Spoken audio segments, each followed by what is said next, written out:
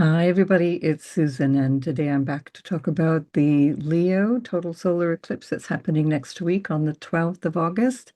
You can see all the data up here in the top left-hand corner, and every time I show a chart, you'll always find those details here.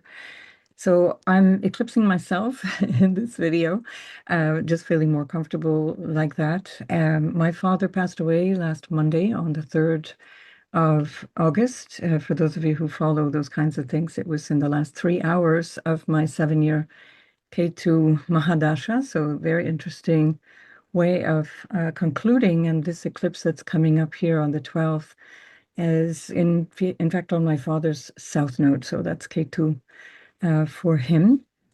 And many other aspects of my chart, my brother's chart, and of course my father's chart were impacted. I'm not suggesting by any means that if you have similar things going on, that people around you are going to die, but it's very interesting how we can see these things progressing.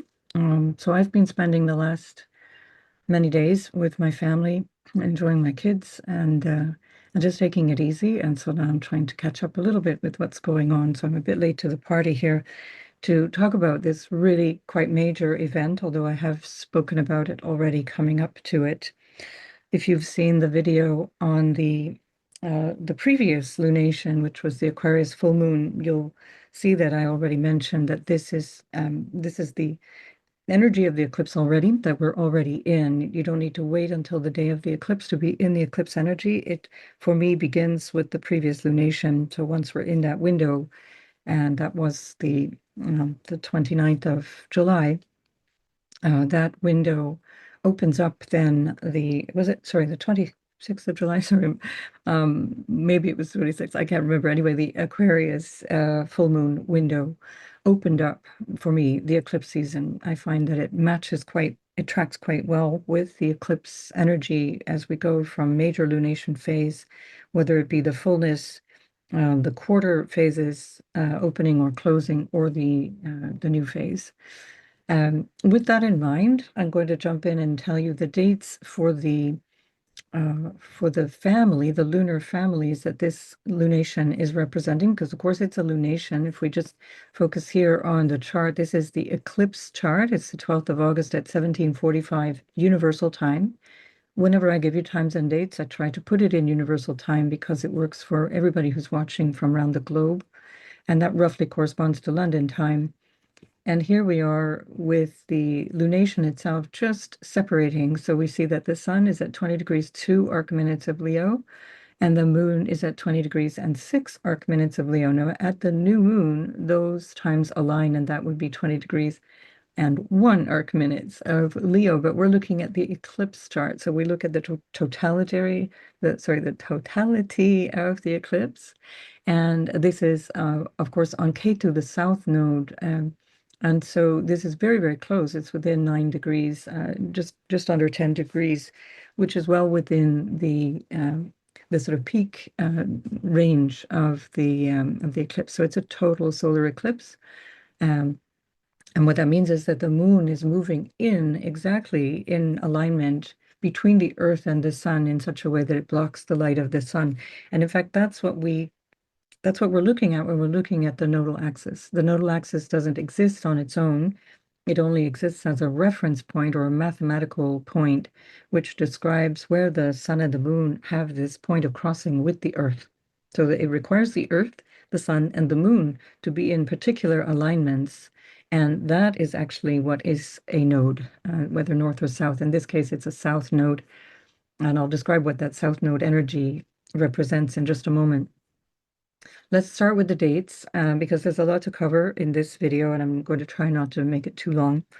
Um, First, we're looking at the ending of a cycle and the beginning of another one. So when we look at a new moon, it's both the closing out of a previous phase and the opening up of a new one. So it's two sides of the same coin. And here what we're looking at is the lunation cycle that began, or the lunar family cycle that began 3 years ago at the Leo new moon on the 16th of August. In fact, I can Yeah, as always, I will put this in the description box below. There's a little box below each video that I put out, and you just click on more. I think it says more, dot, dot, dot, something like that. Click on that, and you will get your extra information concerning each video, also concerning myself, and the things that I do, the work that I do, how to contact me, etc. And by the way, before I mention these lunar families, I just also want to thank those of you who were kind enough to allow me to change our appointments, to either moving them in strange directions before or after our scheduled appointment, because of my family situation. I really appreciate your flexibility. And if you're waiting for an email from me, it's coming. I haven't had time, so I will be looking at all my emails and getting back in touch with people. So it's been a hectic time. And I do appreciate your comments as well, for those of you who did understand what was going on, and I really appreciate your messages. Special shout out to Anne Barr, who's just been an absolute angel, sending me the most sweet, uplifting messages. I really appreciate it. And so, again, just because of this very eclipse-like change, in one way it was expected. My father's very elderly, so it was not unexpected. He was also very ill, but things accelerated really rapidly in the last 2 weeks, and here we are. And this is the way that eclipses unfold, in fact, is that things seem to be coming along in one particular direction. You kind of have a sense of what might be happening or what could happen going forward, and then things accelerate and things change in ways that, even if you're prepared for them or you understand what's going to be happening, it can still be quite destabilizing or disrupting, because you have to change based on whatever the change is required.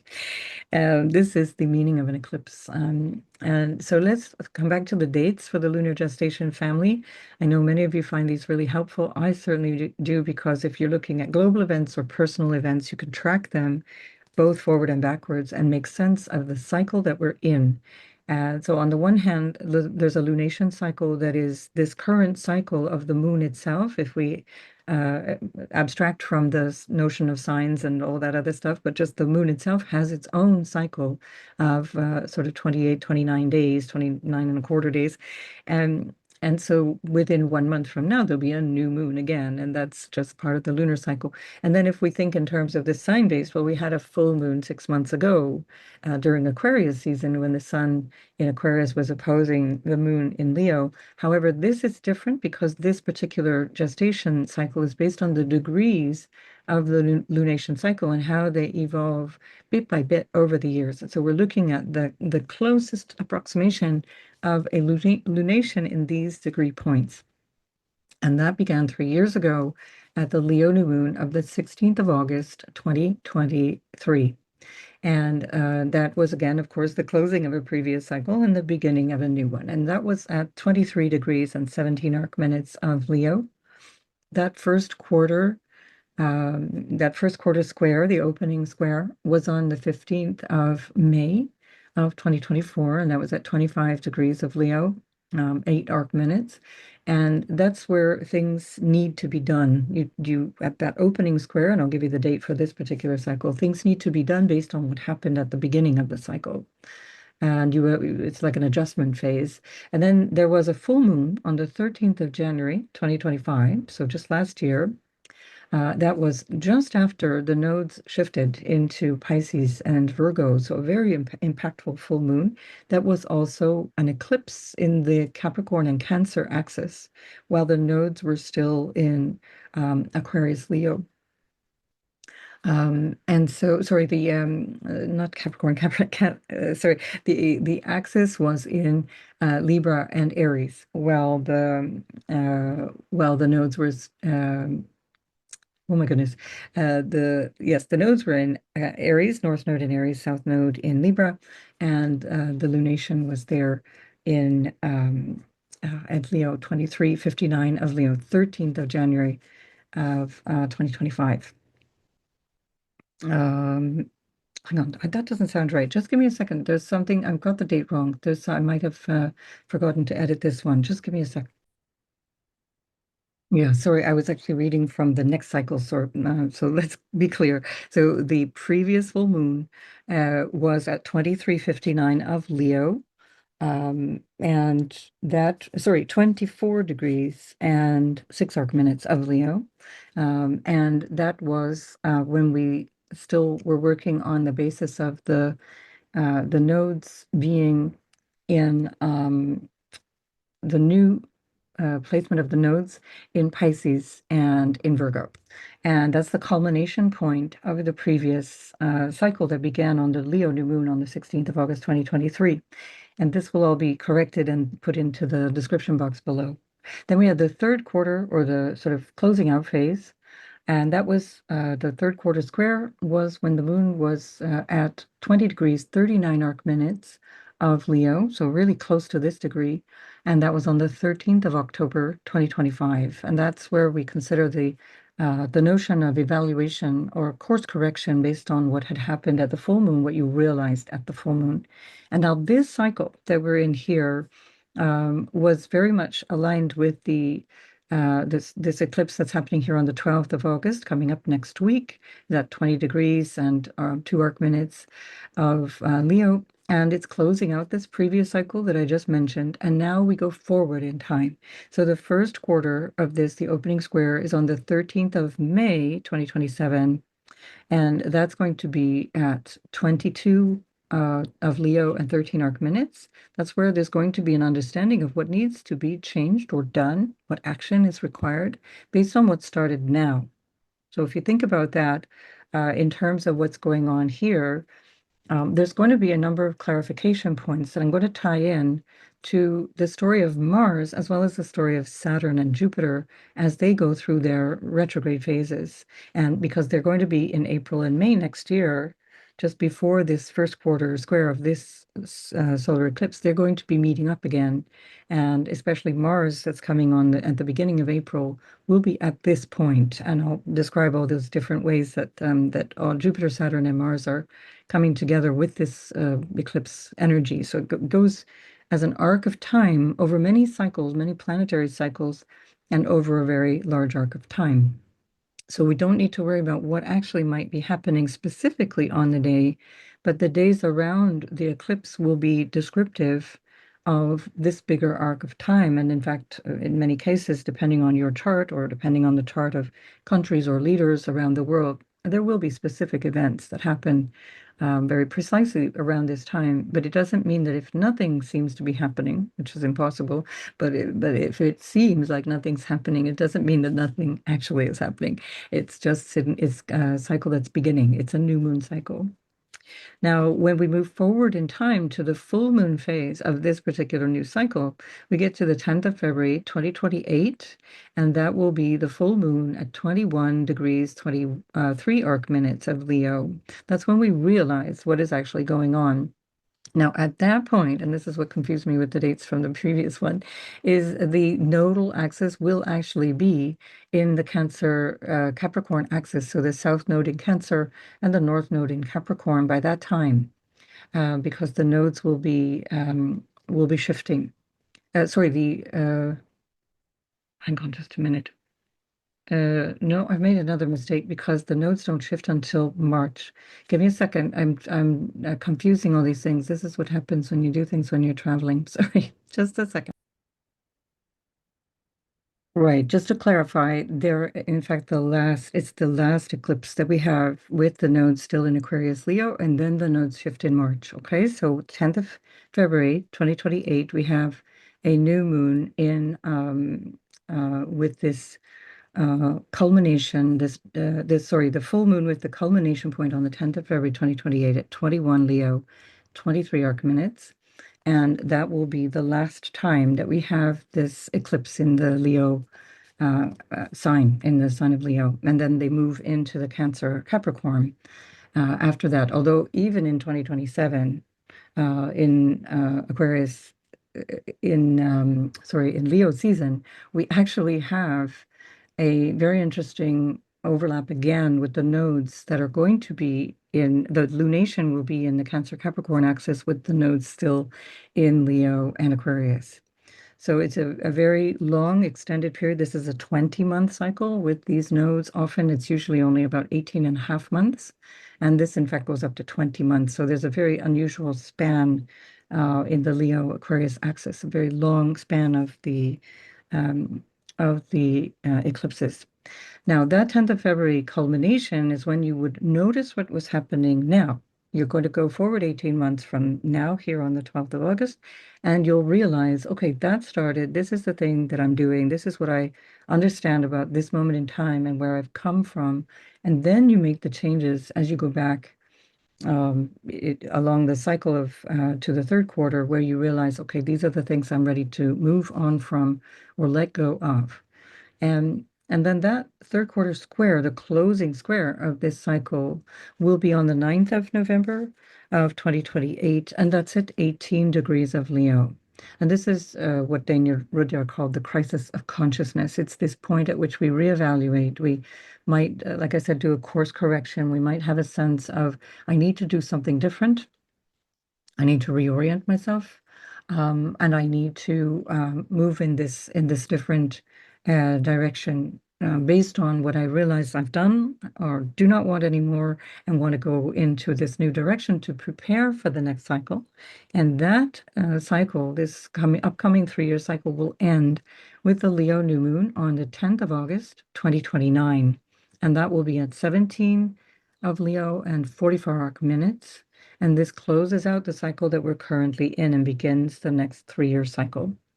So apologies for the confusion. You'll find all the dates. I'll put them in the pinned comment. The first pinned comment, usually of every one of my videos, also contains a lot of information. And then I will also put it in the description box so you'll have it in writing. And sorry for all the confusion there. So um, what I'd like to point out is just the actual significance of the eclipse itself, the meaning behind it, the way that it shows up in our sort of in a general sense in our life, and how we can consider that in terms of what we are experiencing now, both collectively and personally, how you might want to think about it, how you might want to use this information. And by the way, I'm also in this eclipse season, I'm going to open up registration for my intermediate course, the natal chart reading course that I do called Finding the Heart of the Chart. And that will be starting in September. And we go for 8 weeks, possibly 9 if we need an extra week. And you'll have only live time with me. We have a chat group where you can interact with each other and also with me. And it's a fascinating way of looking at the natal chart. I don't know people that look at the chart in the way that I do, or at least not many. I've not come across any. And I find it an incredibly in-depth and rich way of looking at the natal story that helps us see family patterns and ancestral patterns in the chart, so that we look with more depth at a natal chart to understand the person behind the chart and understand where they're coming from, because nobody is a singular event. And just in the same way as I've just read out the cycle that brought us here, we see that even for whatever astronomical, astrological event, there are previous events that have brought us to this point. And of course, we're like that as people. So look out for that announcement. If you're a subscriber to my mailing list, you'll get that directly to your inbox. And otherwise, look out for that on YouTube here or on my Instagram page, where I'm very inactive, but I try and remember that I have an Instagram account. Thanks to all of you who sign up for that in good faith. Um, right, coming back to the meaning here then of this significator of the notion of the South Node, first and foremost, is of letting go of something. The South Node, or what we also call Ketu, is about release. It's something that we're moving away from, or that is being removed from our experience. Something quite literal. It can be an event or a person or a belonging or something that is signified by your chart. And we're letting go. Ketu, in the Indian way of looking at it, the Ketu, the South Node, has the energy of Mars. It's about severing or cutting, releasing. It can be something that feels like it's taken away from us, that it's just no longer part of our experience of life.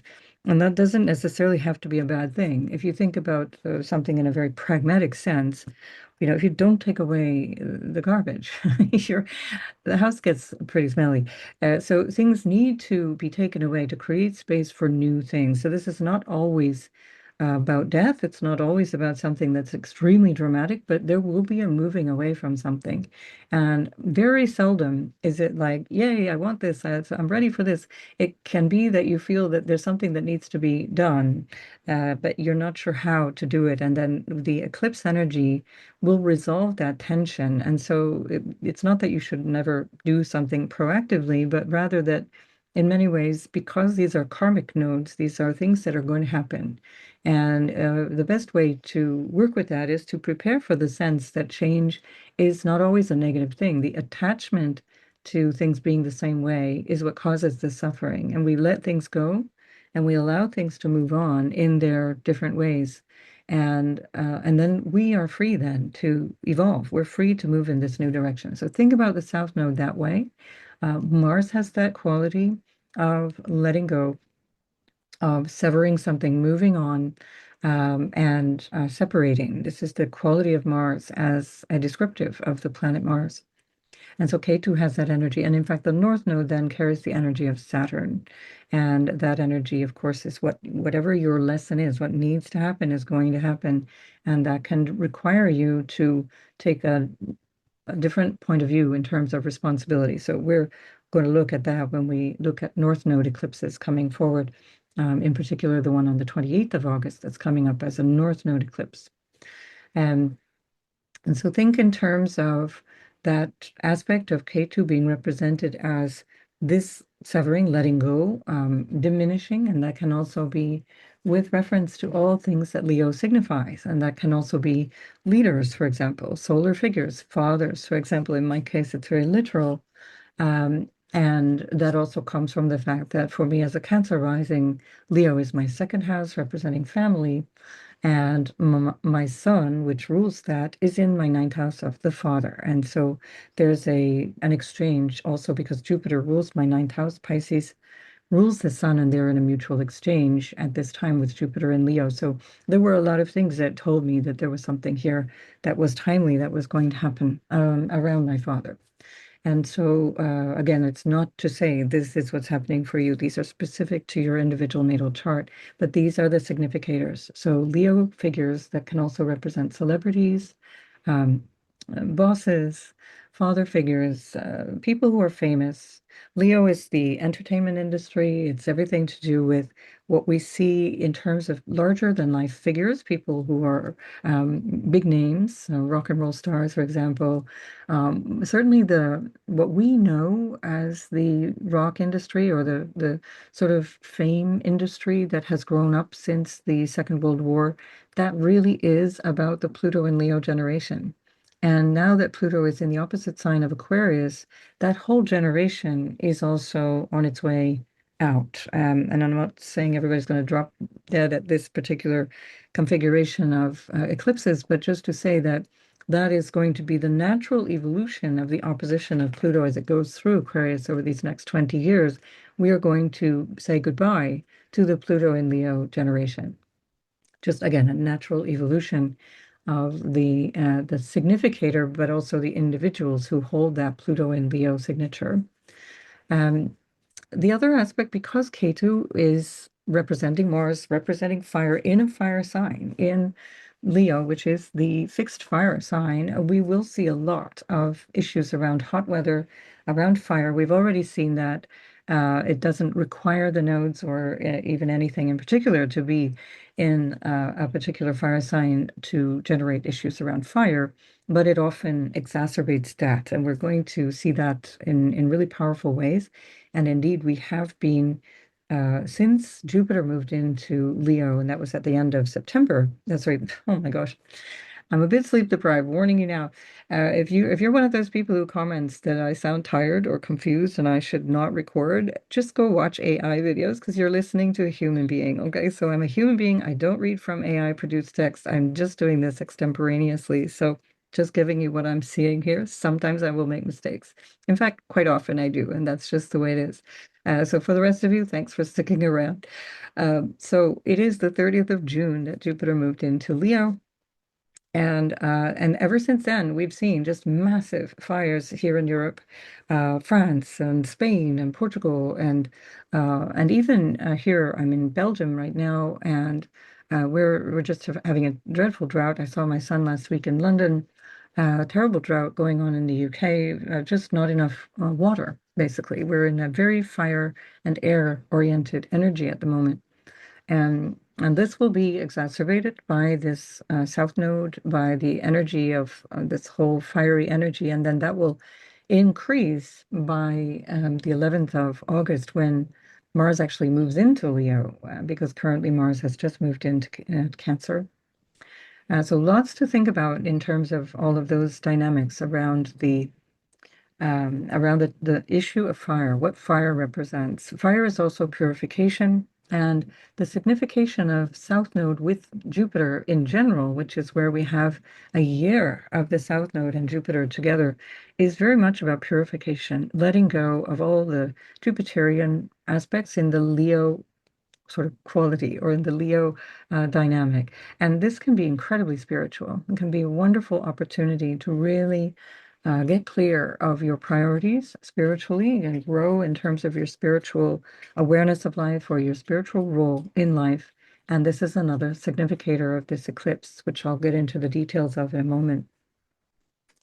And then the other part of this is that this whole Jupiter Ketu reset, this energy of letting go, which happens to also coincide here with the 12th of August solar eclipse, um, happened in the latter part in the third quarter of 1990. So I remember that very well because I'm old.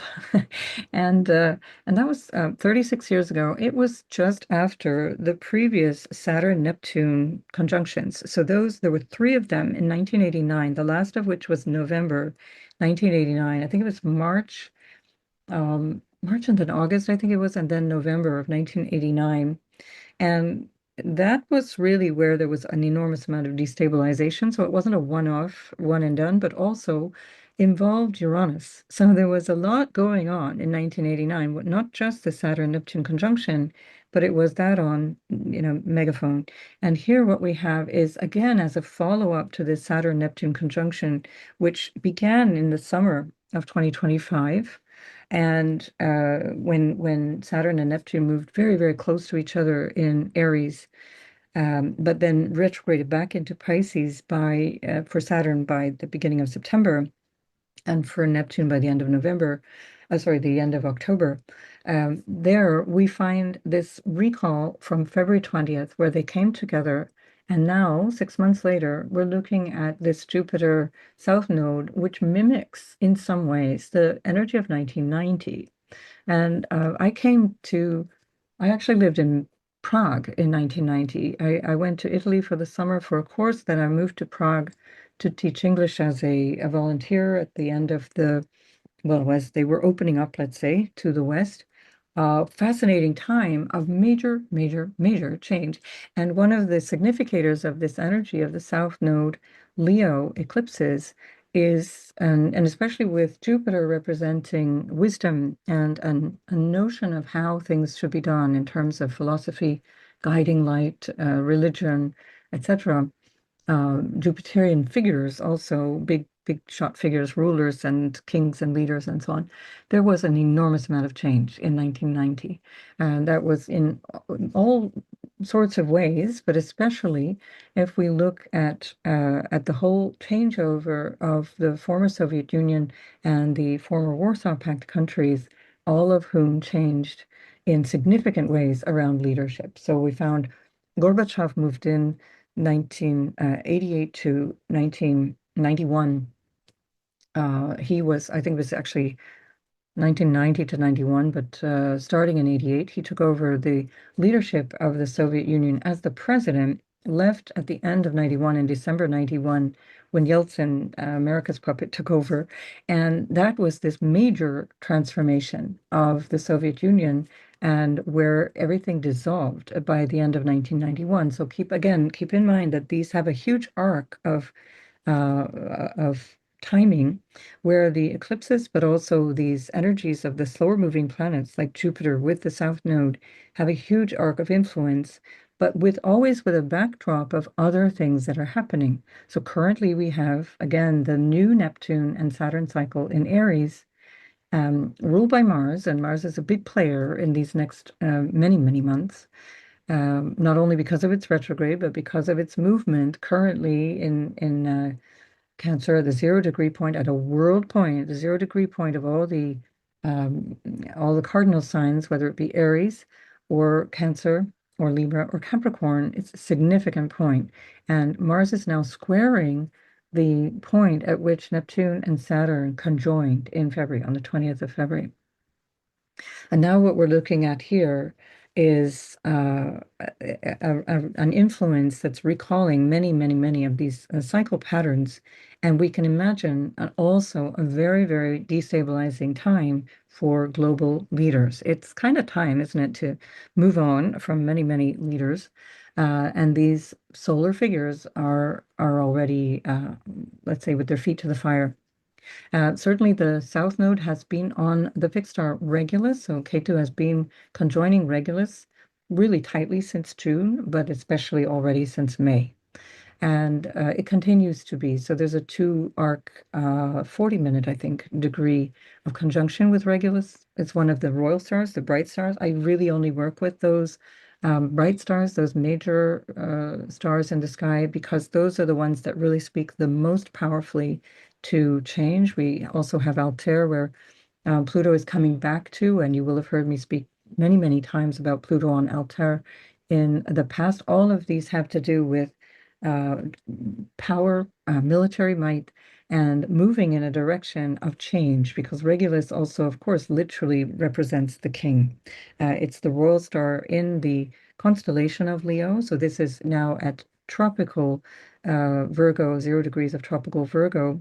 And that changed about um, 15 years ago. I think it was 2011 when Regulus, because it's the precession of the equinoxes means that these points, these fixed stars, move backwards through the zodiac, and here tropically, it's in Virgo, where previously it had been at this point where the South Node is, and indeed the time that Jupiter and the South Node were together.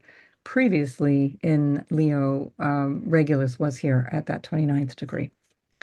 Um, so for many of us born, in fact, that's where we have Regulus, unless you're much older, and that could be anywhere between, say, 27 degrees of Leo tropically, and of course, the very last degree of Leo. Anyone listening to me now will have anything between 27 Leo and 0 degrees of Virgo in terms of Regulus. So that's with a two, let's call it 2.5 degree orb on either side, only by conjunction, never by any other aspect.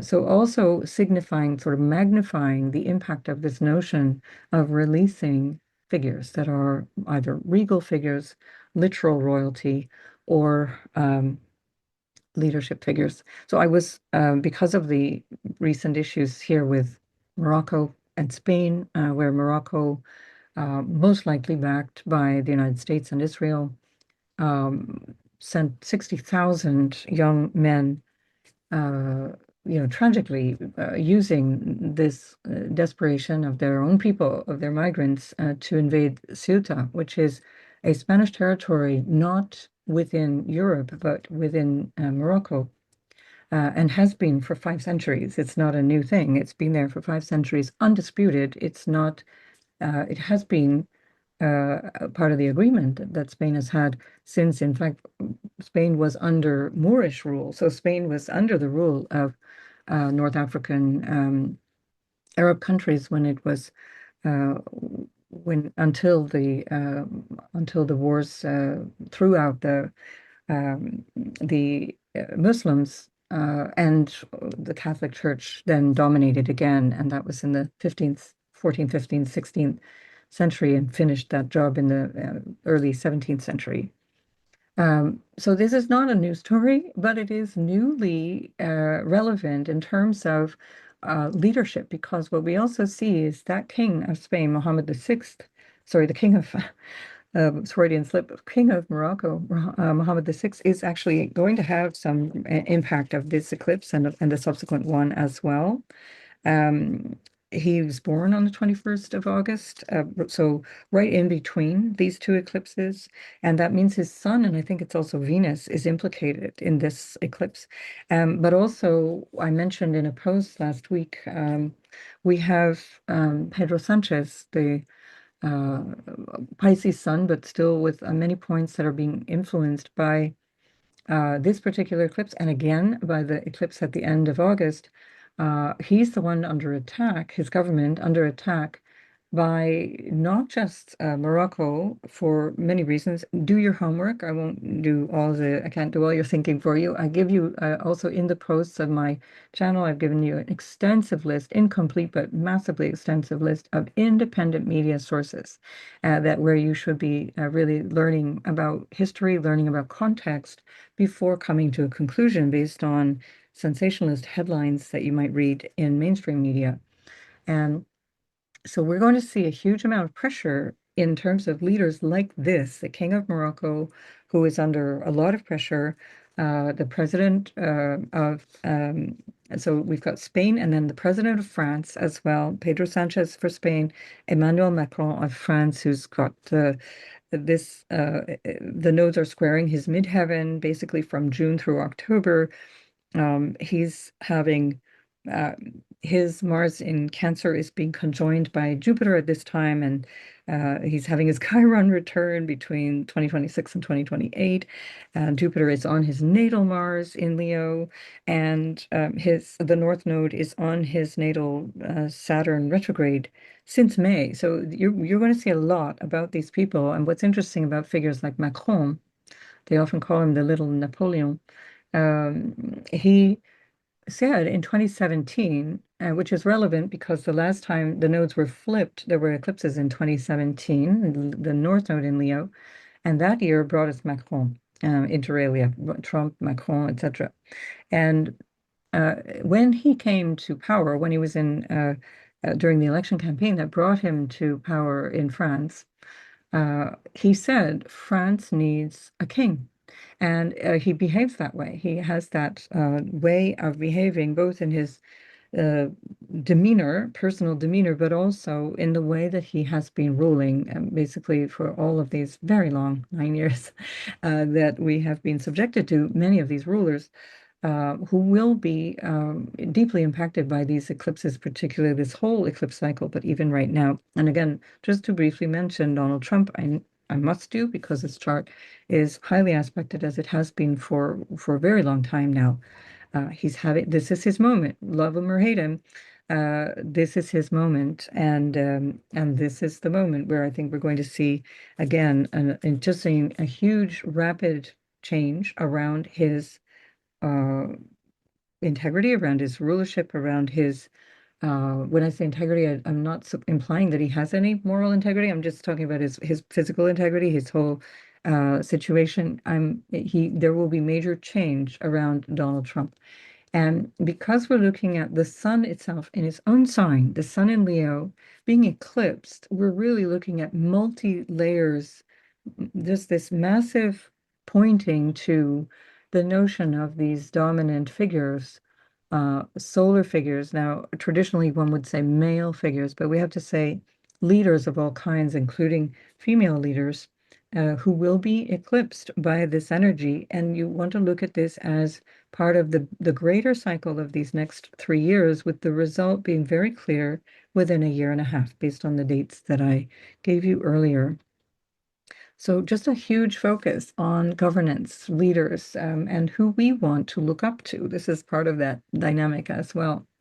Um, so this, if for those of you who are older, you can think back to 1990, the third quarter of 1990, and I think it was August through November, not a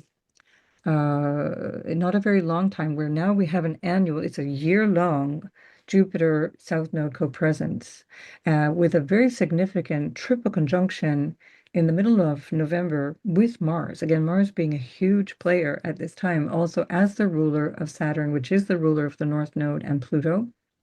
and also Neptune being in Mars-ruled Aries as well. So we do have just a huge amount of overlap with a major period of change. If you've been following astrology over these last couple of years, you know that that's where we are. We're just going to experience a cascade of change.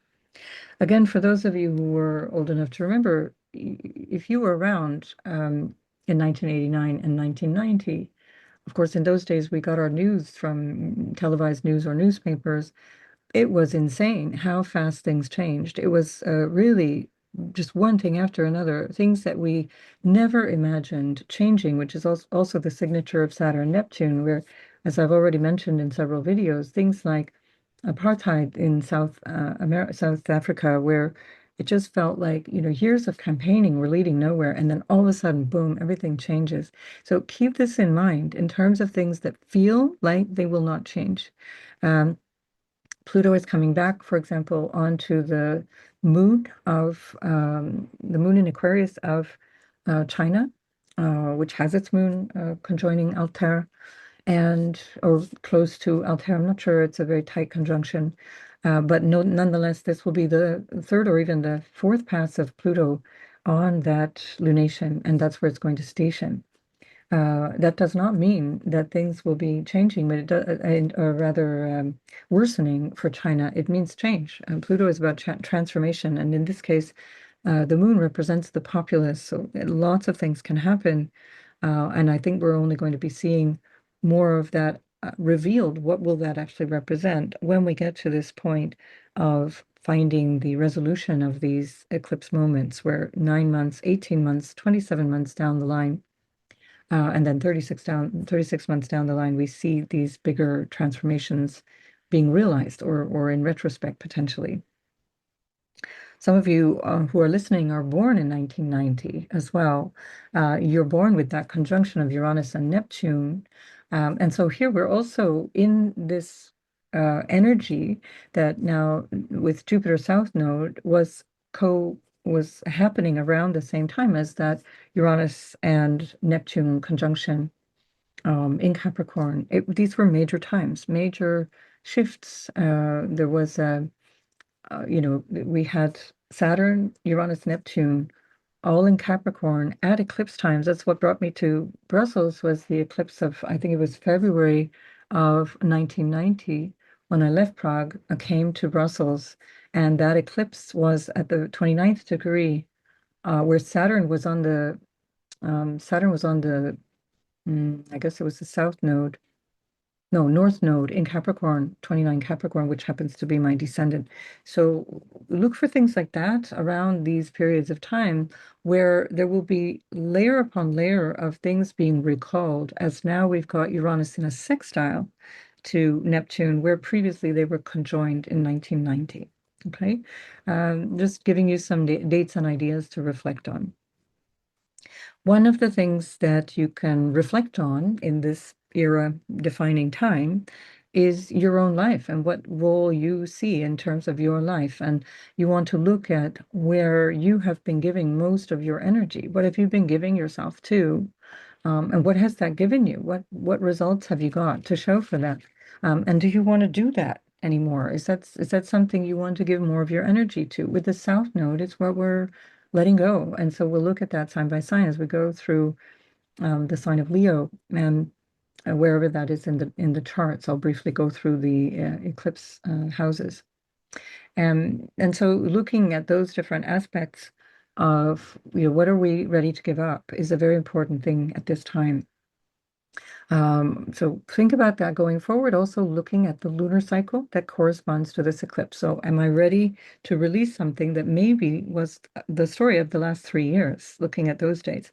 Or am I ready to release something and give myself a date of, let's say, 9 months from now or 18 months from now to detach from that, to move away from that, to go in a new direction, see something differently? So taking time during an eclipse in the actual eclipse window is also really good to do this kind of work, to really reflect on those questions. It's good to step back in the tradition. Years ago, I did a video when I first started my channel, so probably 2022, so let's say 4 years ago. You'll find a video that I might post in my in my post section, so you can find it easily, of things that traditionally are considered to be helpful or unhelpful to do during an eclipse. So, in general, it's a good time to contemplate. It's a good time to reflect on your life, on your ambitions, and the things that you'd like, and also reflecting on what you feel, li- like what are you afraid to let go of? Remembering the notion of fear is only based on our attachments, right? Fear is based on what we're ultimately afraid of letting go. Is the ultimate fear, of course, is death. It's letting go of this body, this physical form. But also maybe it's afraid of losing money, afraid of a relationship ending, and this kind of thing.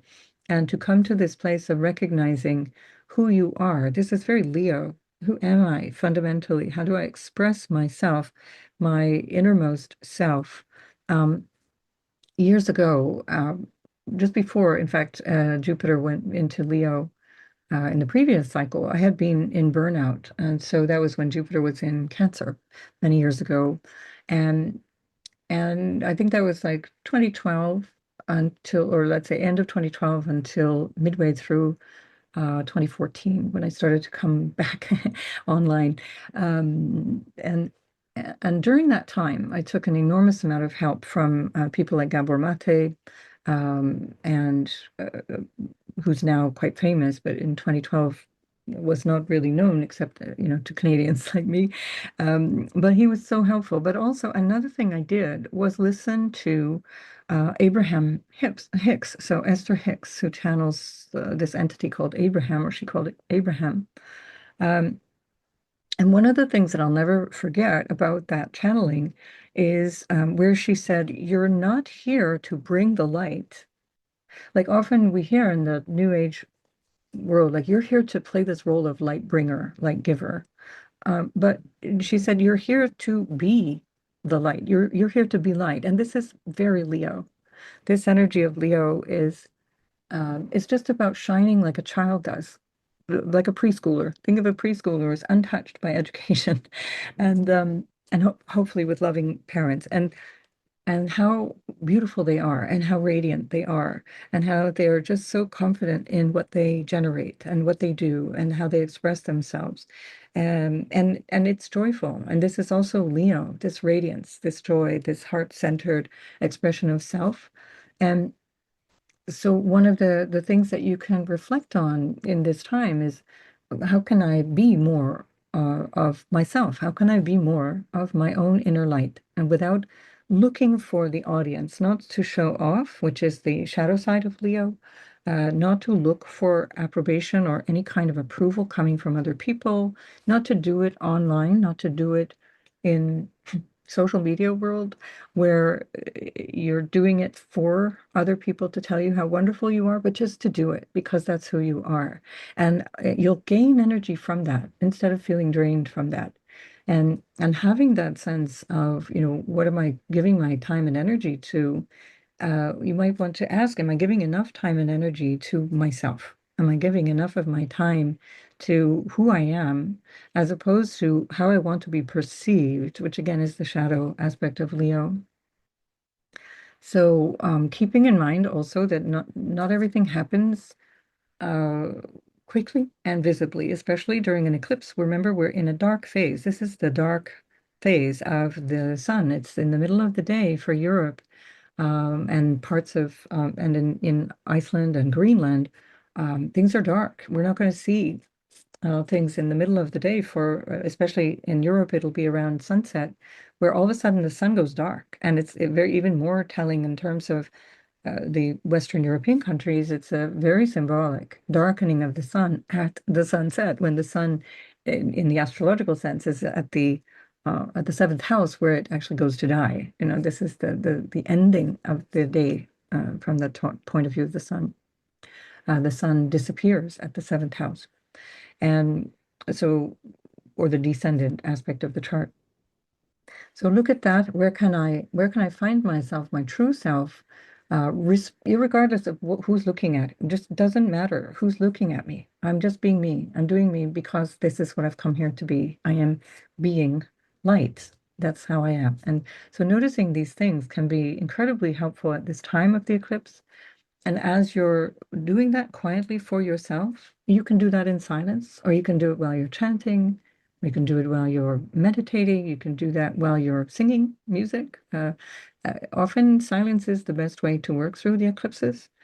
Um, and also keeping in mind that that's the traditional way of doing things in many cultures, but also in some like other cultures, in Native American cultures, for example, some of them actually make noise, and some shamanic cultures also make noise, banging drums and so on. But it's conscious noise. It's not, it's not a rave. It's about doing something conscious in alignment with Gaia, in alignment with what's going on. Um, during a recent eclipse in New Mexico in Death Valley, there was the Diné, which are the Navajo Nation. If some of you know that I follow Wally, this absolutely wonderful leader of the Navajo Nation, who's on YouTube, brilliant man, and wonderful traditional wisdom from the Diné. And he, there years ago, you'll see they closed their Death Valley monument. So it's their part of their nation, part of their land, their sacred land is it's considered to be the monument of Death Valley, which is a huge tourist attraction. But it's very sacred to their nation. And they closed it during a recent eclipse a few years ago. And they did that so that people wouldn't come and make a spectacle out of it. So they wouldn't treat that land as, again, the way we tend to consume everything. And that's also very Leo, like what's in it for me, very Leo quality. And here, this is what's being eclipsed. So we can say, well, maybe there's a part of us that can recognize where we're constantly looking at how can I consume something and let go of that tendency. How can I always make this about me? Or rather, how can I stop always making this about me and what I want and my desires and reflect more in terms of the North Node in Aquarius, which is about how does this impact other people? How does this impact society as a whole? So, a really worthwhile way of reflecting on all of those aspects of what's going on here. Um, and so equally, if we think in terms of that quality overall of looking at where we might tend to consume, tend to worry about what is in it for me, how can I get what I want out of this? How can I please myself or find ways of feeling my personal happiness? When this is eclipsed, it's an opportunity to recognize once again our interconnected nature and to see how we fit together.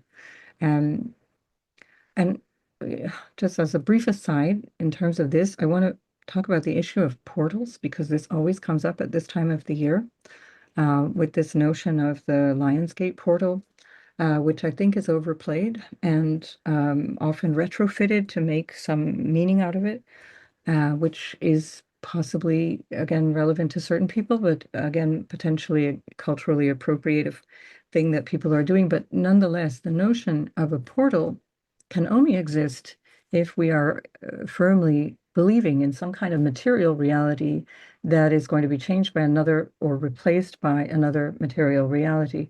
And so beware of people who talk about portals uh, as a way of getting from some place to another place, and yet in the same sentence we'll talk about unity consciousness or about our interconnectivity and the notion that all things are always happening at the same time because they're incompatible ideas. So this whole notion of a portal suggests that there, or even timelines, that's another one of my bugaboos. I will try and keep this rant short.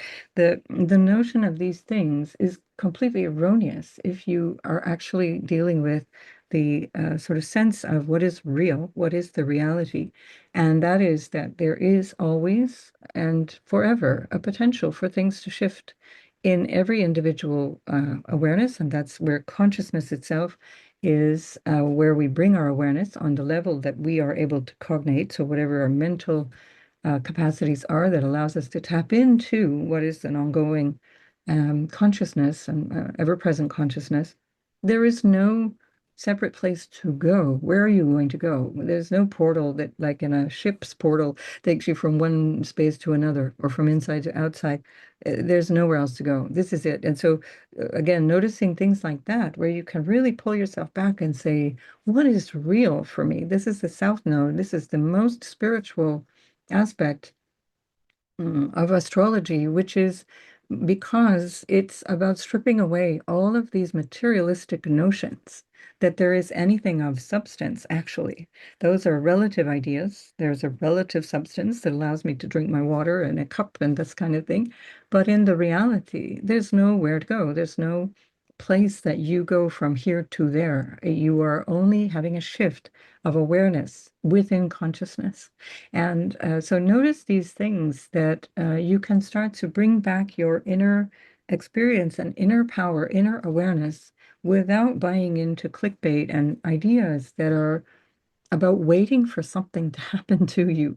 Because this is part of what annoys me about this whole idea. It's like the whole notion that there's going to be a particular time frame or date or portal or something that is going to then be different to any other Tuesday, where it's always available for you at any time if you shift your own consciousness, you shift your awareness of what is actually going on and what is true, what is not true. So stop waiting passively for your life to change based on a date or based on something happening to you.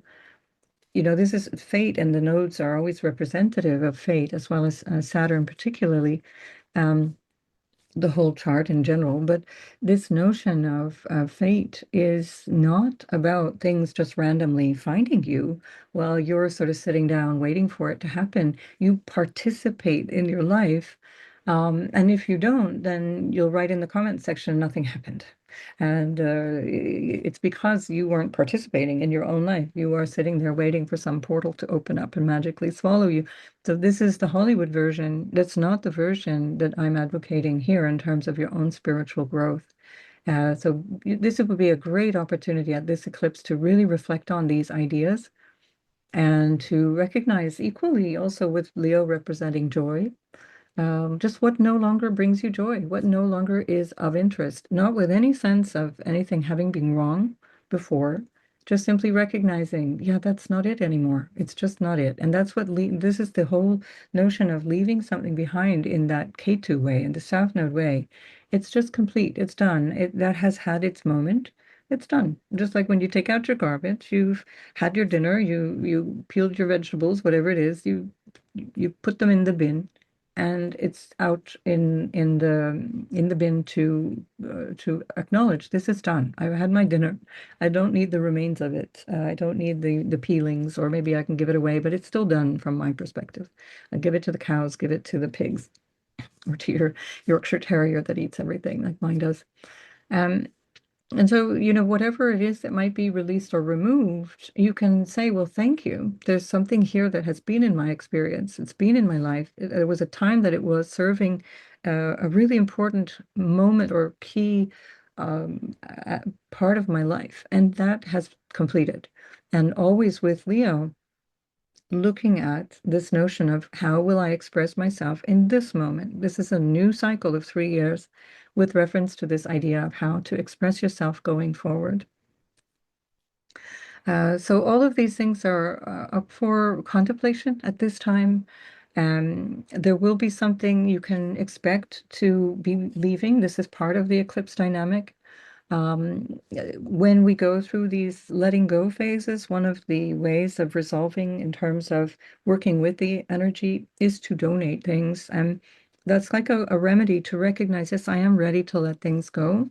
This is not, by the way, insurance against bad things happening or perceived bad things happening or difficult things happening. It's just to say I'm symbolically letting go of certain things so you can make a deliberate donation, clothing, money, food, making offerings. You would do that normally after the eclipse is done. So during the eclipse, you stay quiet or you do whatever contemplation that you'd like to do. Um, I don't advocate observing the eclipse, certainly not from the point of view of your physiology, because your eyes will suffer unless you're working with specific equipment to look at the eclipse. But even in terms of, you'll dilute your own inner awareness by being in a crowd of people if you go out in public to observe the eclipse. Again, it's entirely up to you where you are in your life and what you want to experience in this moment of time. But there's nothing bad about going to observe the eclipse in terms of, there's nothing necessarily bad that will happen to you. But if you're on that level of wanting to be in an accumulation of awareness of yourself and what you want to accomplish in this moment in your lifetime, it's going to be really difficult to marry that or associate that with groups and crowds of people. So doing perhaps something in a ceremonial way would be a beautiful way to do that. And then just try and align who you are with who you are connecting with on that day. Um, so again, just to give you an idea of how that day can be used. Um, and this is also a very personal journey. So in some cases, this will be much more exciting to actually observe the eclipse. There was an eclipse over Europe, also a Leo total solar eclipse that was on the 11th of August, 1999. I remember it really well because we were in the south of France at the time with my daughter, Layla, who was 6 months old, I guess, at the time, not even 5 months old. And and it was a big moment, and people were out observing the eclipse, and we were out simply because we were out in as tourists, and I wasn't really focused on these things. It was not something I paid attention to, except on the astronomical way of looking at things. I wasn't really super attuned to the astrology in those days. But so it's not to say that you will drop dead watching an eclipse or something like that. It's not bad luck or anything like that. But just if you want to work with these energies consciously, there is a way of doing that that will boost you and give you much more support going forward. And especially with Leo, we're looking at what is good for you. You know, you're giving up an aspect of yourself voluntarily or otherwise that ideally is going to bring you some benefit. Um, and here perhaps I can finish up this notion of the sort of symbolic meaning of this eclipse and talk about my father's passing, where I'm very happy to say he died peacefully. He was quite ill at the end of his life, so that was unpleasant. He died peacefully, and he was very happy. He told my brother he wanted to be with his mother. And it's interesting because my grandmother was a Leo. So all the more interesting, and his South Node, of course, being there. It's not on her sun, but it's in the same sign, and so it's very interesting to see how we come full cycle into life. And one of the things that I just wanted to mention about that is that although he died in peace and so on, he also expressed a lot of regret around that time. And some of the regret that he expressed was with reference to his bigger life choices. And regrets around not doing the things that he really wanted, not doing the things that he loved, even especially not living where he wanted to be for 40 plus years of his life. So that's huge. And I want you to maybe consider that in terms of this moment in time. Where can you look at your life? And I always say with people that I'm working with in client relationships, client appointments, I would say that your North Node is where, when you've worked towards that and you've come to this place of happiness and you've come to this place of contentment with your life, you may not be thrilled with all the ingredients and all the things that happen during life, but you're content with the outcome. It's because you've got to that North Node. You've got to that energy of the North Node. And then that you can look back on and say, that was a good life regardless of what happened, without regret, just recognizing it's all learning, it's all there for us to learn from. And so part of this message that I'm giving you is where might want to reflect on that. Like, what am I stuck with or feeling like I have no choice around? But actually, what it means is that I'm afraid of choosing, or I'm afraid of the consequences of choosing. What am I going to regret on my deathbed if I don't do now? And this is your opportunity to really become more and more and more conscious as we go through these really major changes that are social changes, geopolitical changes, and of course, personal changes in that whole dynamic, and reflecting really deeply on how this is going to impact on your life. So live your life fully. This is Leo. This is about self-expression. I'm expressing who I am in this lifetime, and that's the energy of Leo. Even if you don't have Leo placements, it doesn't matter.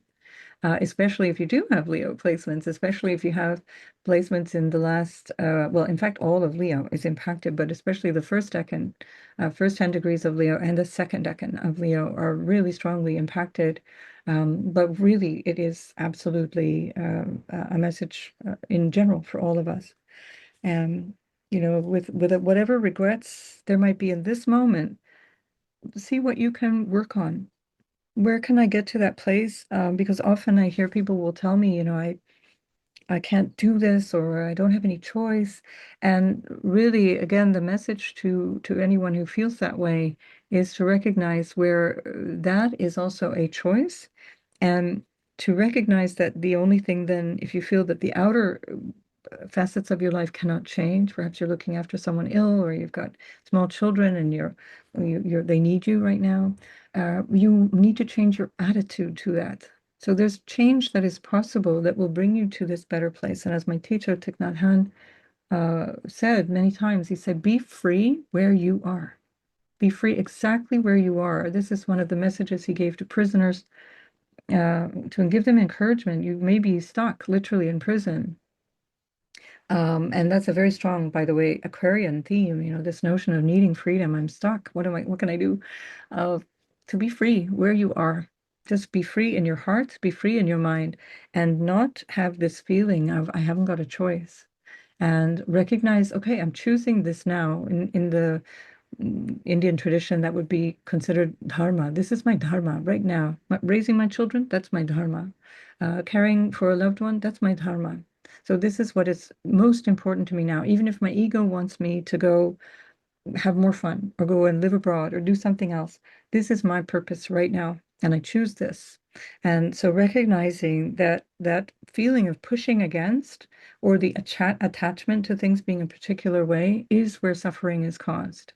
And these eclipse moments are big changes, big cycles of change that can give you fantastic opportunities to turn things around in a dramatic sense.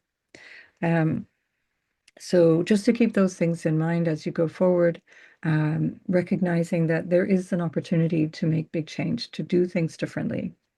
Um, right. So perhaps then on that note, what I want to just do is share the journey of the eclipses as they're going. This is a fantastic website. It's called Time and Date. If you are an astrologer, you must work with Time and Date. It's absolutely brilliant. You can go back in time historically, find out when the sun was rising at a particular point if you're looking for a solar chart or something like that. But anyway, especially for eclipses and other astronomical events, it will give you tons of information. And so this is on Time and Date. And here you can find it under eclipse information, and you'll find what they call the path map. And you'll find where it's the darkest red. Here we trace these little red dots. That is where you're going to find the strongest impact in terms of visibility. And with a solar eclipse, the visibility is incredibly impactful because it means it's during the day, or at least when the sun is visible.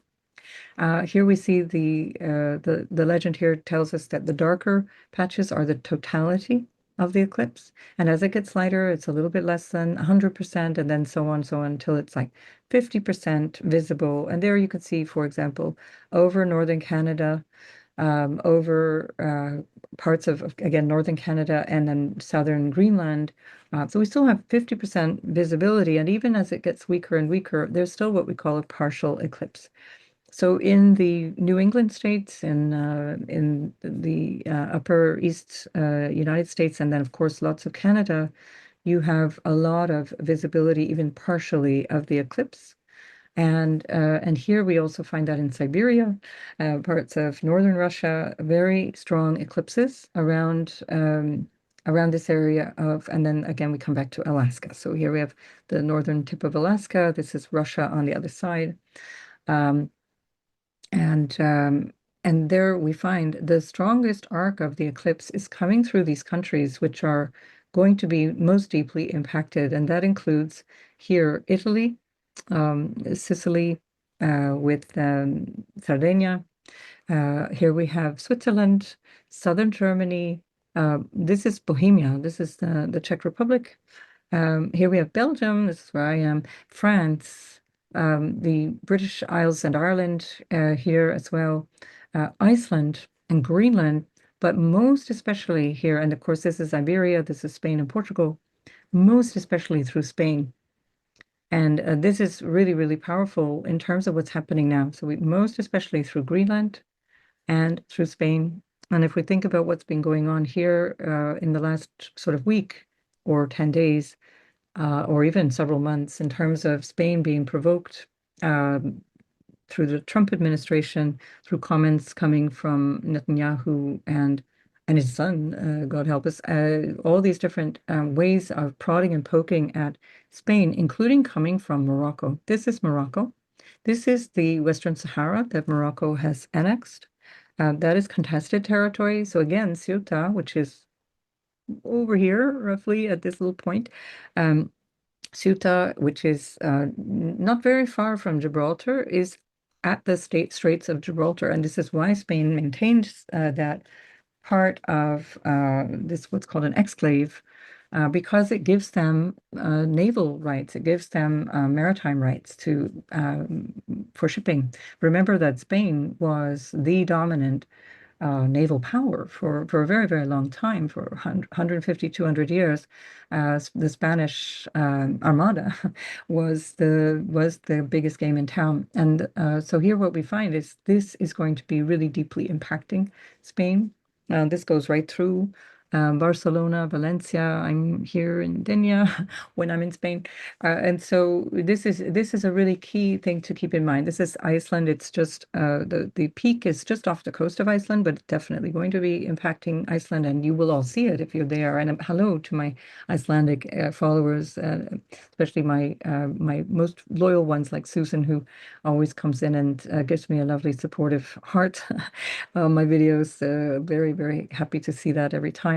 And so many of my clients are also Icelandic, and I wish you all well, and hoping that this change brings you positive things. Now, on the downside of this is that there can be some volcanic activity that can be very disruptive, and we're already seeing that in Italy, again, Sicily. Down here, this is Sicily. We're seeing a lot of disruption in terms of volcanic activity also on the Pacific coast, but this is not specifically what this eclipse may introduce, although part of the fault lines run through Alaska too, and northern Canada, in the Yukon territories here. Um, but with this is also Algeria, by the way, this big landmass here. This is Algeria, this is Morocco, and these countries will be deeply impacted, or at least it will be in the news, and we will see things changing. So all of these countries that are in the more peachy colors will also be impacted. This is all of Western Europe, and including much of Russia as well. And so we're looking at something quite massive that's happening. Here we have Ukraine. We have Belarus, we have Germany. Sorry, this is Germany, this is Poland. Again, all these different ways of looking at Eastern Europe, and we have Austria and Austria, again, the Czech Republic, as I mentioned, Slovakia is here. So we've got a lot of things that are going to be impacting Europe. And I wonder if that has a lot to do with the EU, particularly, not just specific European countries, but through the dynamics of interaction that have been in the news quite unfriendly towards Spain, for example, um, as a knee-jerk reaction. The EU and other countries reacted very negatively to Spain, who, at the end of the day, handled the crisis of these many, many migrants being used to literally be dumped on Spanish territory to great cost, and they lost their lives. Dozens of people lost their lives. The numbers are disputed, but at least on Spanish territory in Ceuta, it was 52 migrants who died. There will certainly be dozens more who died on the Moroccan side of the fence.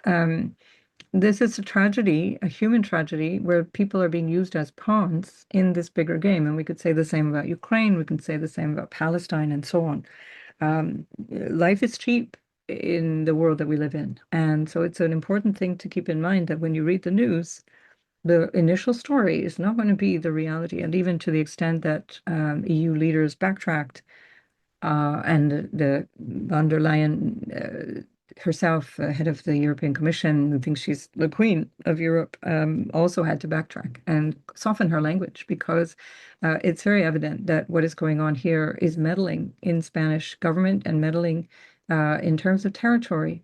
And that is documented in the US Senate, in a report by the US Senate that is suddenly talking about trying to give back territory to Morocco that apparently they consider Spain does not deserve, even after 5 centuries. They should really want to look in their own backyard before talking about things like that. But anyway, so this is an interesting story. Watch it. Watch independent media. I've, as I said, made an incomplete list, but a very thorough one on my posts, on a recent post maybe a month ago, where every year I keep posting lists of independent media where I get my information. I don't pull it out of thin air. It is something that I've been following since the 1980s when I was a student of international relations, and it's a passion of mine. So when I speak on these things, I'm not speaking from BBC headlines. I'm actually looking over decades of understanding these dynamics between these countries. And so always look deeper before reacting to the story. It's never what they tell you, it is on the surface. But these are the countries that are going to be involved really, really powerfully. And and I think you're going to find a lot of things that are incredibly important coming through the news based on this eclipse journey. Um, so let me come back here. Then we're going to share back to the chart itself because I want to talk about the astrology before we go sign by sign. Um, and so here what we have is this, again, 20-degree new moon solar eclipse. And this is an interesting point because Mars will actually be retrograding and into the 10th degree of Virgo on the 10th of January, and it will come back to station direct at 20 degrees, and that's going to be in April, the first week of April, on the 2nd of April, 2027. And so before it does that, it's actually going to be, so currently at this eclipse is at 0 degrees. As I said, it's the world point. It's the what's called the Aries point or the world point of the chart with Ceres. And Ceres is about what nourishes us. It's all the supplies and food and things that we have available that keep us going, basically. This is Ceres. And it's with Mars. And we see Mars, it's in its fall in Cancer. Mars is exalted in Capricorn across the way. Mars is currently ruling Capricorn's ruler, Saturn. And Saturn has just retrograded on the 26th of July at 1444 of Aries. And it's basically hasn't really moved since then. It takes a very, very long time for these outer planets to turn around when they station. So we get to the point that Mars will come back to, which is this eclipse point. One of the earlier triggers of this eclipse is going to be on the 4th of November. And that, in fact, we could even say the 3rd of November because it'll be from the 3rd to the 4th, exact on the 3rd. And we will also have um, Jupiter getting to that point on the 3rd of October. So 3rd to 4th of November is where Mars gets to that point. And Jupiter will be on that point on the 3rd of October, which happens to be the same day that Venus stations retrograde at 8 degrees of Scorpio. So, by the way, I'm going to do this fabulous Julius Simas, who's the creator of the CIA or the Cosmic Intelligence Agency. She is going to come on my channel. We're going to have a talk in a couple of weeks. We're going to talk about this Venus star point in Scorpio, which repeats again from 2017, as I already mentioned in terms of the the nodes being flipped in the last series of eclipses in Leo and Aquarius. So lots to talk about here, but I won't do it at this point. I want to talk to Julia about that because she is the expert. She does brilliant presentations on Venus. So we'll talk to her. Now on the 6th, so I'm doing this on Friday, Venus's day. I'm doing this on Friday, the 7th of August. And on the 6th of August, Venus entered into Leo. where she's going to be until the 10th of September. And then she's going to go into Scorpio, and she's going to then retrograde back. So she leaves. She goes 10th of September. She's going into Scorpio, and then she eventually leaves Scorpio on the 8th of January only. So this whole retrograde cycle starts from the 7th of August and eventually between Libra, her sign, and Scorpio, the sign of her fall, this will be where we spend the last months of 2026 until the 8th of January next year. So big story there, which is part of this eclipse. So again, keeping in mind all of these overlapping cycles that are really going to take us deeper into detail on how this is going to impact us.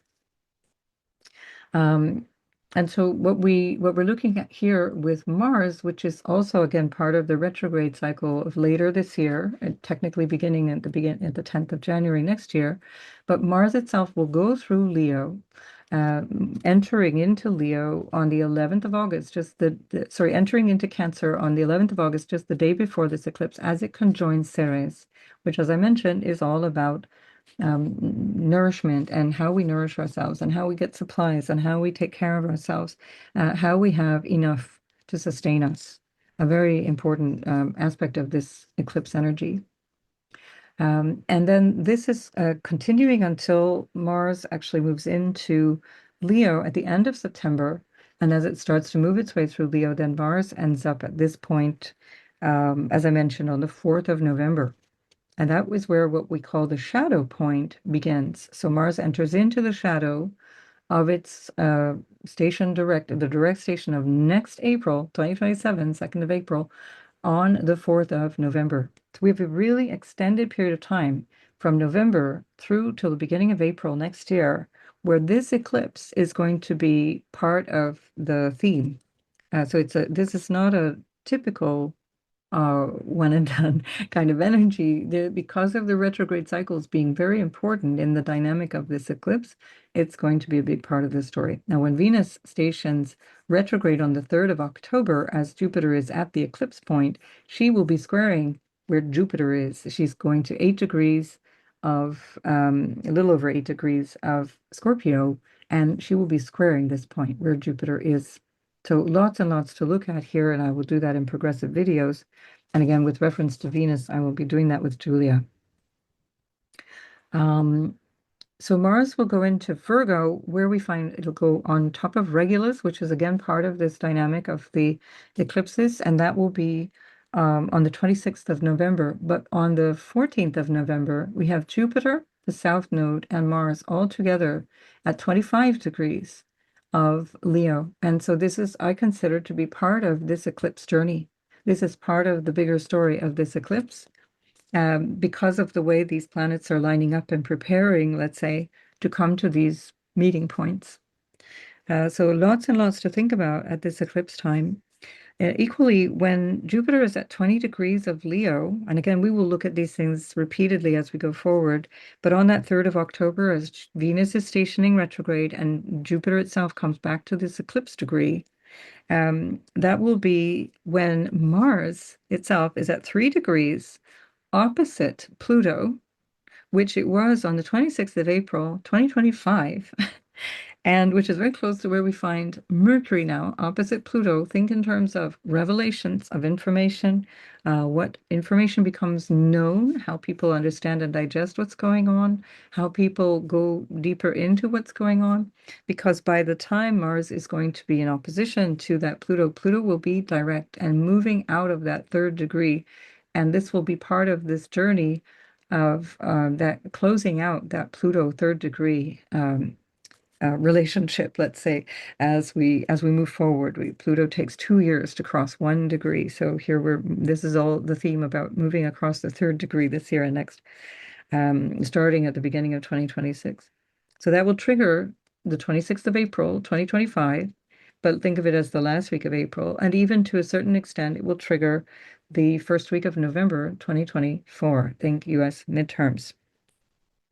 And what's happening on the 3rd of October, which again is leading up to the midterms, is that this Mars opposite Pluto at 3 degrees, Mars at 3 Leo, Pluto at 3 Aquarius, is going to be squared by Mercury, which is in the 3rd degree of Scorpio, again, ruled by that Mars. So think in terms of Mars as the ruler, both of the Venus retrograde, as well as later on that month, the 24th of October, Mercury will retrograde. But we're here at the 3rd degree point, where then Mercury is going to be squaring the point at which it is now, and also squaring Pluto. So Mars, where Mercury is at the time of this eclipse, Mercury in the T-square between Mars and Pluto in opposition. So huge. It's a very major time of transformation, lots of tension and tension to be resolved through understanding. So think in terms of Jupiter as understanding with a bigger picture, Jupiter wisdom, Jupiter a sense of what is important on both a human scale as well as a divine scale. Wisdom, knowledge, law. What is the law? What is extra legal? What is legal? And also you can think in terms of the, uh, what is good for thee but not for me kind of thing. This is also Jupiter in Leo, which can also come with the shadow element of entitlement. And think in terms of this eclipse as this whole theme of the next year of Jupiter with the South Node as looking at all of these characters, Jupiterian types as well as solar types, who have been parasitically living off of society with this feeling of entitlement, self-entitlement, due to their own delusions of grandeur or due to their own positions of authority, so-called. Um, and so this is, as I have said many, many times, again, an opportunity to look at who you give your power away to with that Leo quality, that like who's your daddy? Who do you feel is so important? I've noticed that in 2024, all the Trump is going to save us comments just evaporated by the first quarter of 2025. I used to get that in the videos that I would do. Trump's coming, he's going to solve all these problems. He doesn't want war, all these different things. And I kept saying, all of my videos, I've said, stop waiting for a savior. Don't expect a savior. Do not wait for someone to come and fix this. This is an inside job we all have to do. So again, hopefully by this point, we can really look at things and say, okay, enough. I'm not waiting any longer for a savior figure. Whether imaginary, whether political, whether some alien from another planet that supposedly wants us to succeed as humans on this planet. And look at all of that and question, how much of my power am I giving away? Do I still want to do this? And where am I losing my own power and my own sense of security and agency by giving away my power in the expectation of what will be fixed without me doing anything about it? Remember the days of hopey, changey, feely Obama, and then look what happened really at the very beginning of his tenure when he bailed out all the too big, so-called too big to fail banks. Um, it's all the same game, doesn't change. So play the game from the inside out and really look at yourself and what you want out of your life and how you want to contribute to the better state of affairs around us without waiting for heroes.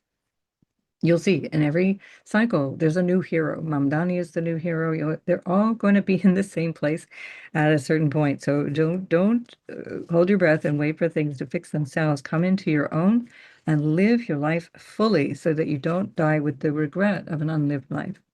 And it's worth saying at this point, before we turn to the all signs, um, that also part of the notion of things not really happening in one's own individual life, it's still progress. If you've got a calm patch in your life, be grateful. It can be really healing to have that calm patch where things are not really changing. And if you feel like you want change, well, look to the point where you think, well, maybe this is just not the timing. The change is not necessarily not going to happen. It's just that the timing is not there.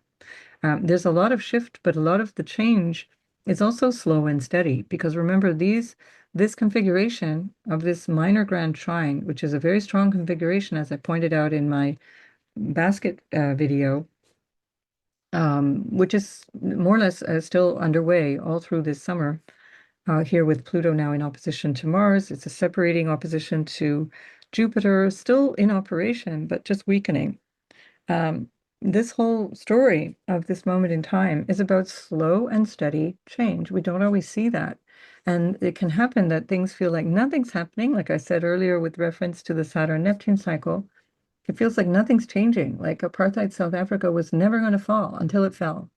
And we can hold out also for all kinds of things in our own lives or in geopolitics where we realize, okay, we're not seeing things change because it feels like maybe we're distracted by this or that, or we're just not recognizing the symptoms of change. And then the change will be there.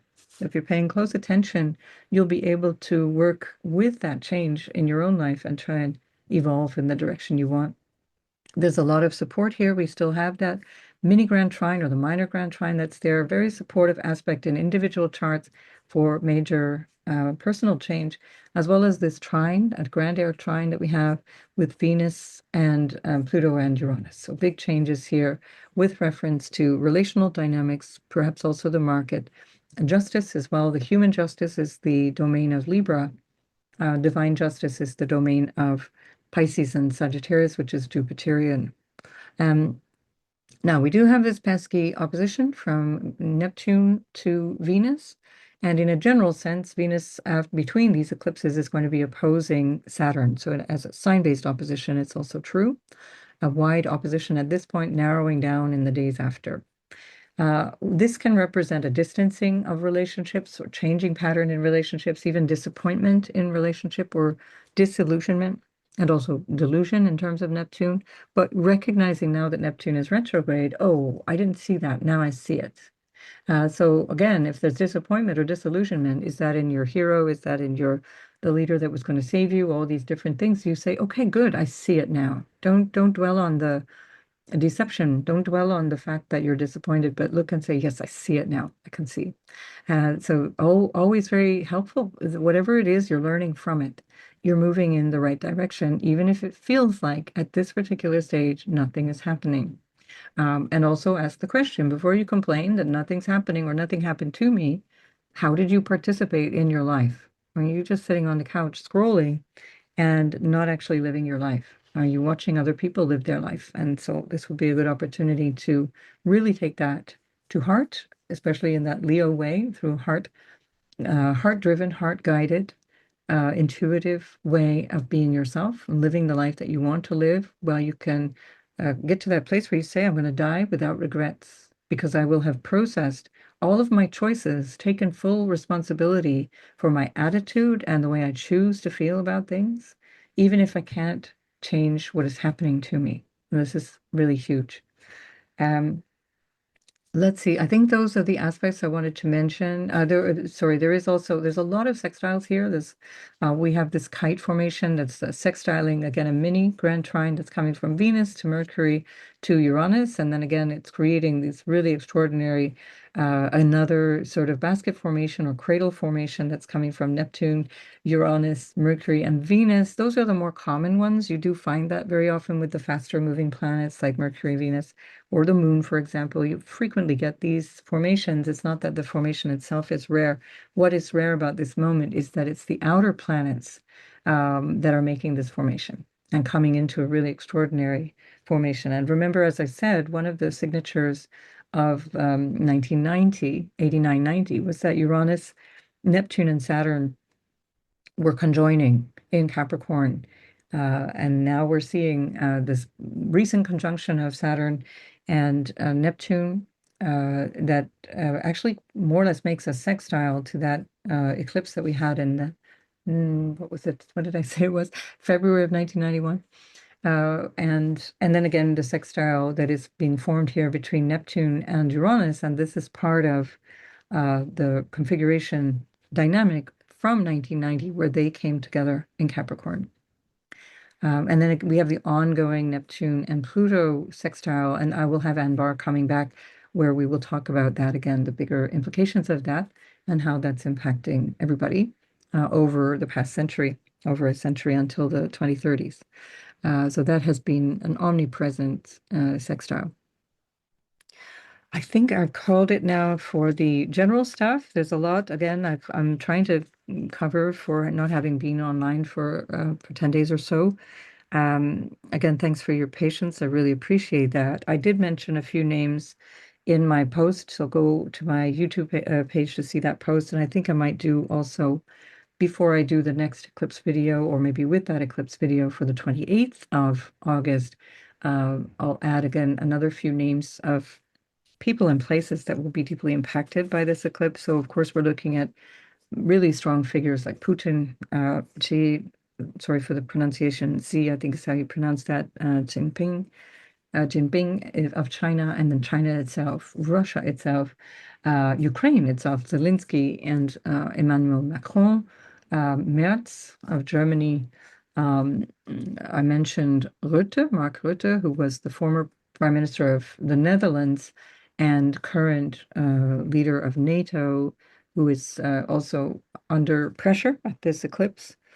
Um, of course, Trump, as I mentioned, and Pedro Sanchez, Morocco with its own, with its Mohammed VI, the King of Morocco. So lots and lots and lots of different places being impacted directly by this eclipse cycle. And then again, we will look at the end of August, 28th of August cycle in either the next video or the one after that. So I would try to catch up a little bit with the things that I wanted to communicate to you.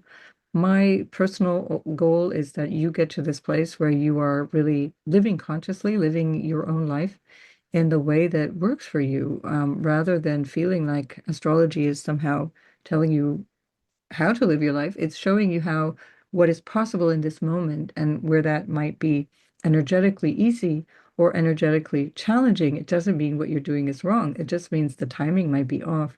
But don't sit around and wait for things. Don't be passive. Don't have regrets on your deathbed. Get to this place where you are living your life fully. Take responsibility. That's also a Leo keyword is integrity. It's a Capricorn keyword as well. And one of the reasons is because Leo is the sixth house for Capricorn. So Capricorn shows up when there are things to be done. Capricorn shows up in integrity because of the Leo sixth house. And Leo itself is represented by the sun. And that's all about showing up. The sun never disappoints. And then that's why the eclipse energy is so strong, because suddenly something is more powerful than the sun. It makes the sun disappear. And that's why the nodes are so feared. In the stories, in the mythology, and the traditions, the nodes they cast their shadow on the luminaries. And the next nodal eclipse is going to be at the North Node, where it's a lunar eclipse, where here we have the total solar eclipse, much more spectacular because it shuts down the light in the middle of the day. So these things can be worked with in a very symbolic way in your own life.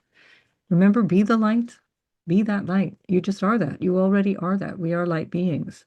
There's no portal that you need to come from here to there or go anywhere. There's no other timeline than this one. Things may evolve, things may change. That doesn't mean you had two tracks of karma and you choose between them. It's like this is happening. And then what you decided this moment, this ever-present now, is going to impact the next now, the next moment of now. So don't get distracted by ideas of things that take you away from what is actually possible for you to act upon in this moment. These are all notions. This is mental masturbation, constantly looking into things like portals and separate timelines and all this other stuff. It's just wasting your energy. It's not going to it's delusional, and it's also where we get into this place of, once again, expectation of something happening to me, with a sense of I'm special and something should be happening to me, and then that comes inevitably with a sense of disappointment. So get to the place where you're really here and now, and be like the sun, live in integrity, just show up and be the light, and use this time to your best. So wishing you all the best for that. I will now turn to the sign by sign and do that starting from Aries. So just give me a moment. I'm going to set up the chart. All right, so this is for Aries now, and that includes the sun, the moon, and the ascendant sign. As always, you'll find a little description about why I do all three in the description box.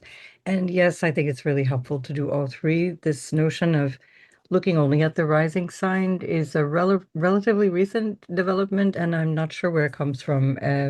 But it's definitely worth looking at all three because there's a thing, this very old tradition called using derived houses, where you can then use a solar or lunar chart to understand the person from their sun and their moon. So definitely all three apply. So here we are with Aries. Of course, you've got Saturn just newly retrograde in your first house, and that's since the 26th of July. And that is ruled by Mars, which is newly into your fourth house at the very first degree of your fourth house with Ceres. And this is quite significant because there's something here that is squaring you from your ruler. So there's something that might need your attention that could be emotional or linked to your family or linked to your sense of security, your own personal security. And the lunation itself, or the eclipse that is coming through your fifth house, is about your self-expression. And your ruler is going to give you some ideas around how you need to establish yourself or take care of yourself or take action based on that. And that can also be where there might be some tension that comes through your family, through your lineage, through your emotional or psychological self, and that will impact your expression. So, with Saturn in your first house, part of the story there, ruled by this Mars, is about mastering yourself and becoming more responsible for how you're engaging with the world outside in life, in all dynamics, by the way, not just, your outer world, but really everything, relationships and your relationship to yourself and your relationship to your work and career and all those different ways of expressing yourself through your outer worldly life. But the fifth house is really about how you show up. And here there's some calling about some, let's say, an idea of letting go of a way of showing up. Now, there may be a realization about with whom you should be showing up, or in a way that you're relating to either how you have fun, how you entertain yourself, how you reach out into friendly social gatherings that can include sports, for example, or hobbies. It could be with reference to your children or other creative projects of all kinds. And there's something that is being reset here. So, all of those areas, you might find yourself coming into either a pause and a reset or a clear ending. Something is just different, it's changing. This could be, for example, if you're a parent, you might find that you are an empty nester. There's something that's changing in the dynamic you have with your children. This might be something to do with how you need to take responsibility around children. And is that because your relationship has changed? Marital relationship, for example, with the parent, the other parent of the children. Saturn in your first house could definitely relay that because Saturn is also ruling your 10th house of your social status, including your marriage. Venus is also in your seventh house of relationship.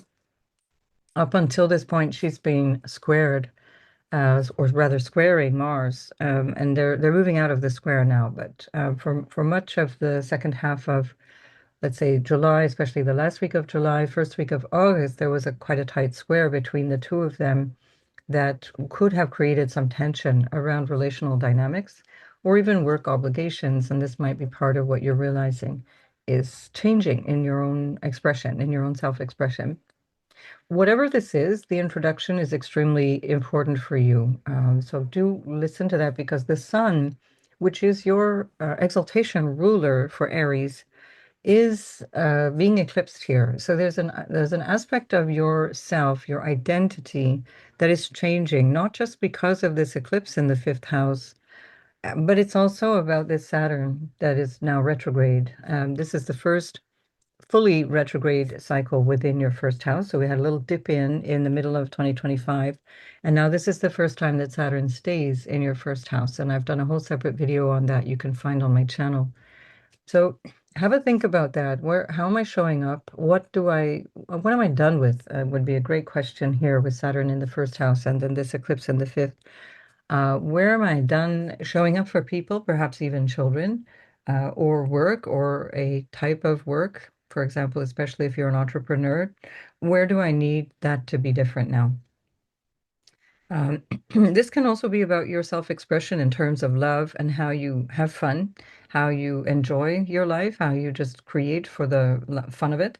And this can also be where you realize you're not getting enough of that and you need to invest more in this from a perspective of finding some more of it, or more joy, more happiness, more heart-centered, let's say, heart-centered activities or heart-centered relationships, because it's also Jupiter, and especially if you're a woman, Jupiter represents the spouse in a chart. And if this is your ascendant, for example, this will very specifically call in the notion of a new potential love, but I'd have to see your natal chart and the timing and the your age and a bunch of other things that come through that decision. But it can very much be about finding a new way of love or finding a new love in your life, especially with Venus in your seventh, and then that whole retrograde cycle continuing right through till the end of the year through the seventh and eighth houses for you.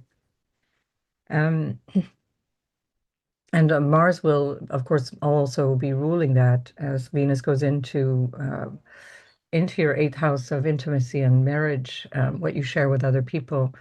So that becomes very important. This whole cycle is kicking off a few months of real major change that overlaps, lapping, interlacing cycles. So the Pluto and the North Node dynamics on the 11th house are talking about your future. So whatever you're changing here, it's with an idea of what it is that you want to accomplish, either in the public eye or on internet, or in a way that is oriented towards society or your vision for your life or future vision. But there's some aspect of yourself that you realize needs to either become more serious, take things more seriously. That doesn't mean serious as in not having fun. It means taking things with much more gravitas and doing the thing that is best for you in this time. And this is very strong here right now. And you also have, of course, Mercury and Jupiter both still very much in opposition to Pluto. And so there'll be a lot of opportunities for awareness around this. Mercury is trining Neptune in your first house. It's lovely to have, by the way, anyway, Jupiter in your fifth house. It's very, very fortunate having Jupiter in the fifth. So you might find that whatever this is a revelation that allows you to capitalize on some kind of good fortune, a good luck, an auspicious relationship. And that doesn't have to be a love relationship. It can just be meeting a friend, meeting people, meeting a group of people or a person who really helps you to reorient yourself going forward. I think this can be also a big part of the Saturn retrograde cycle. So I've said a number of other things in terms of the other placements. I'll just quickly, for the end of this, look at this grand air trine. You see this trinal activity here with Venus, Uranus, and the 11th house in your three social houses. Whatever it is that you're doing, whatever it is that you're deciding, it's about how you're doing it and with whom in terms of your connections with others. So this is not so much about a go it alone energy, which although is quite typical for Aries, there's something that needs your participation in a relationship. There's a way of going it alone that can be beneficial to you in terms of understanding how you're showing up, but there seems to be such a strong theme of how you're connecting with others, and that's changing. So by connecting to that fifth house energy, how you show up in a way that recognizes this desire to be seen. Again, if we're coming from that Saturnian place of maturity with the Saturn and Aries, there's no need to be given gold stars. You know, it's just I know who I am. I show up as I am, and don't be worrying about playing to the audience. This is not the point of this particular energy and this cycle, this 3-year cycle. It really is about digging deep and finding an aspect of yourself which may actually either not yet be revealed to you or not yet be what you might feel as sincere, and feeling that you've been playing a role rather than just being yourself. So this would be an opportunity now to really look at all of that. Okay, Aries, thank you so much for subscribing and liking. I really do appreciate it. And the comments, I always read the comments in my videos. It's not possible to hype or to join a membership on my channel because I don't monetize this channel. So if you'd like to support me, I'd be delighted. And you can support me by buying me a coffee or by making a PayPal donation, and that you can find in the description box below every video and also on my channel page. And of course, if you want to, you can also book a reading with me, which is another way of working. I prefer to make my income that way. So you can work with me that way. Thank you so much, and I'll see you in the next video. So Taurus, Sun, Moon, and Ascendant, this lunation, the solar eclipse, is happening in your fourth house. So there's a big change around that. This can be with reference to your home, your lineage, especially maternal, but also your sense of where you are connected to family or how you're connected to family, whatever feels like it's a support for you.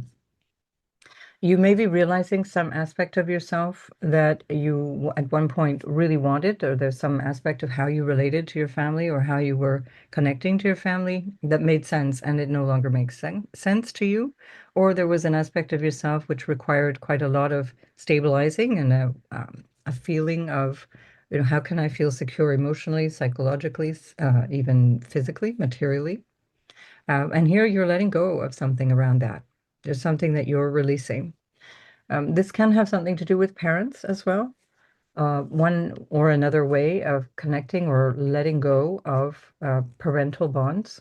So connecting in a different way or letting go of parental bonds. And with the North Node in your 10th house, that's going to be what we'll focus on in the next eclipse cycle. But that North Node in the 10th house is putting a lot more of your attention on how you show up. So it may be that you're actually the generation, for example, that is having the baton handed to them, and in this way you're moving in a new direction generationally at this time. Um, Jupiter and Mercury are there in your fourth house as well, in opposition to Pluto here. So there can be quite a lot of emotionality or quite a lot of connection around your sense of home, family, what you need. It's especially what you need when you're on your own, when you're just by yourself and taking care of yourself.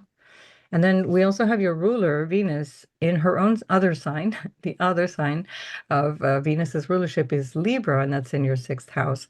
So something may have to do with health issues, or work issues, or whatever obligations you might need to undergo, whatever obligations are taking shape right now. It's quite an easy time with Venus, especially in her own sign, going through there as your ruler. So there can be a lot of support around that. And so again, with the other aspect of this Venus story is that you have a Venus ruled Chiron now in your first house, and that Chiron is being sextiled by Mars, which has just entered your third house. So something can come through, issues that have to do with siblings or extended family, where again we have this theme of letting go, something that will be in this whole bigger cycle. Listen to the introduction to hear about the bigger, longer cycle. Something that you're letting go, and that may be around friendships or brothers, sisters, siblings, dynamics around cousins, uncles, extended family in all different ways.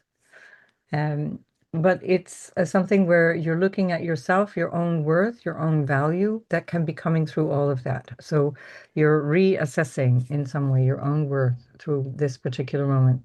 It's very supportive in a sextile, but it does require your effort. Mars in the third house requires a certain amount of effort.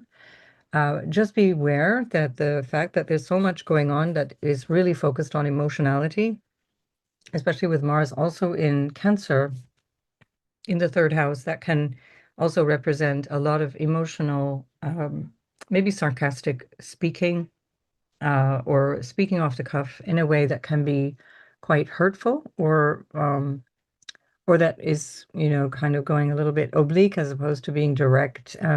One of the reasons Taurus is known for not being very direct in speech is because you've got Cancer on the third house, and that Cancer third house says things in ways that might come out a little sideways, just like the crab moving sideways, not really direct, and never wanting a direct face-to-face discussion around things. But with Mars in there, often it's unavoidable. And Mars is also ruling that Saturn in your 12th, and it rules your seventh house of relationships. So this can also be something about communication through how you're recognizing you feel, something that you might realize you need to feel more secure, or that you're recognizing you don't want anymore in any of those dimensions. And this would be about communicating that, and especially with a loved one or an important partner, like a serious one-on-one partnership. And again, that can represent sibling type relationships as well. Um, and then, of course, your ruler, Venus, is also preparing for her retrograde. We're going to talk a lot more about that. But just at this particular point, she's still in opposition to Neptune.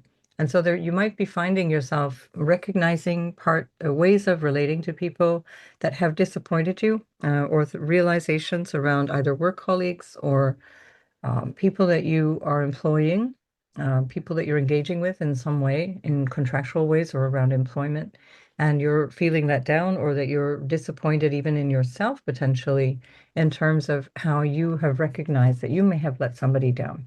That's also possible. And then, of course, what you do about that is take that Mars in the third house and use it as a way of asserting yourself and saying what needs to be said from the place of your, emotional expression, your true self. The Mercury, Jupiter in your fourth house is actually really quite helpful in terms of this bigger energy that's coming through your fourth house. So it doesn't feel like depression necessarily. It doesn't feel like things are going badly for you, especially as your ruler is in her other sign. Although she's in the sixth house, there may be some obstacles through relationships that you need to deal with, but it's not necessarily bad stuff.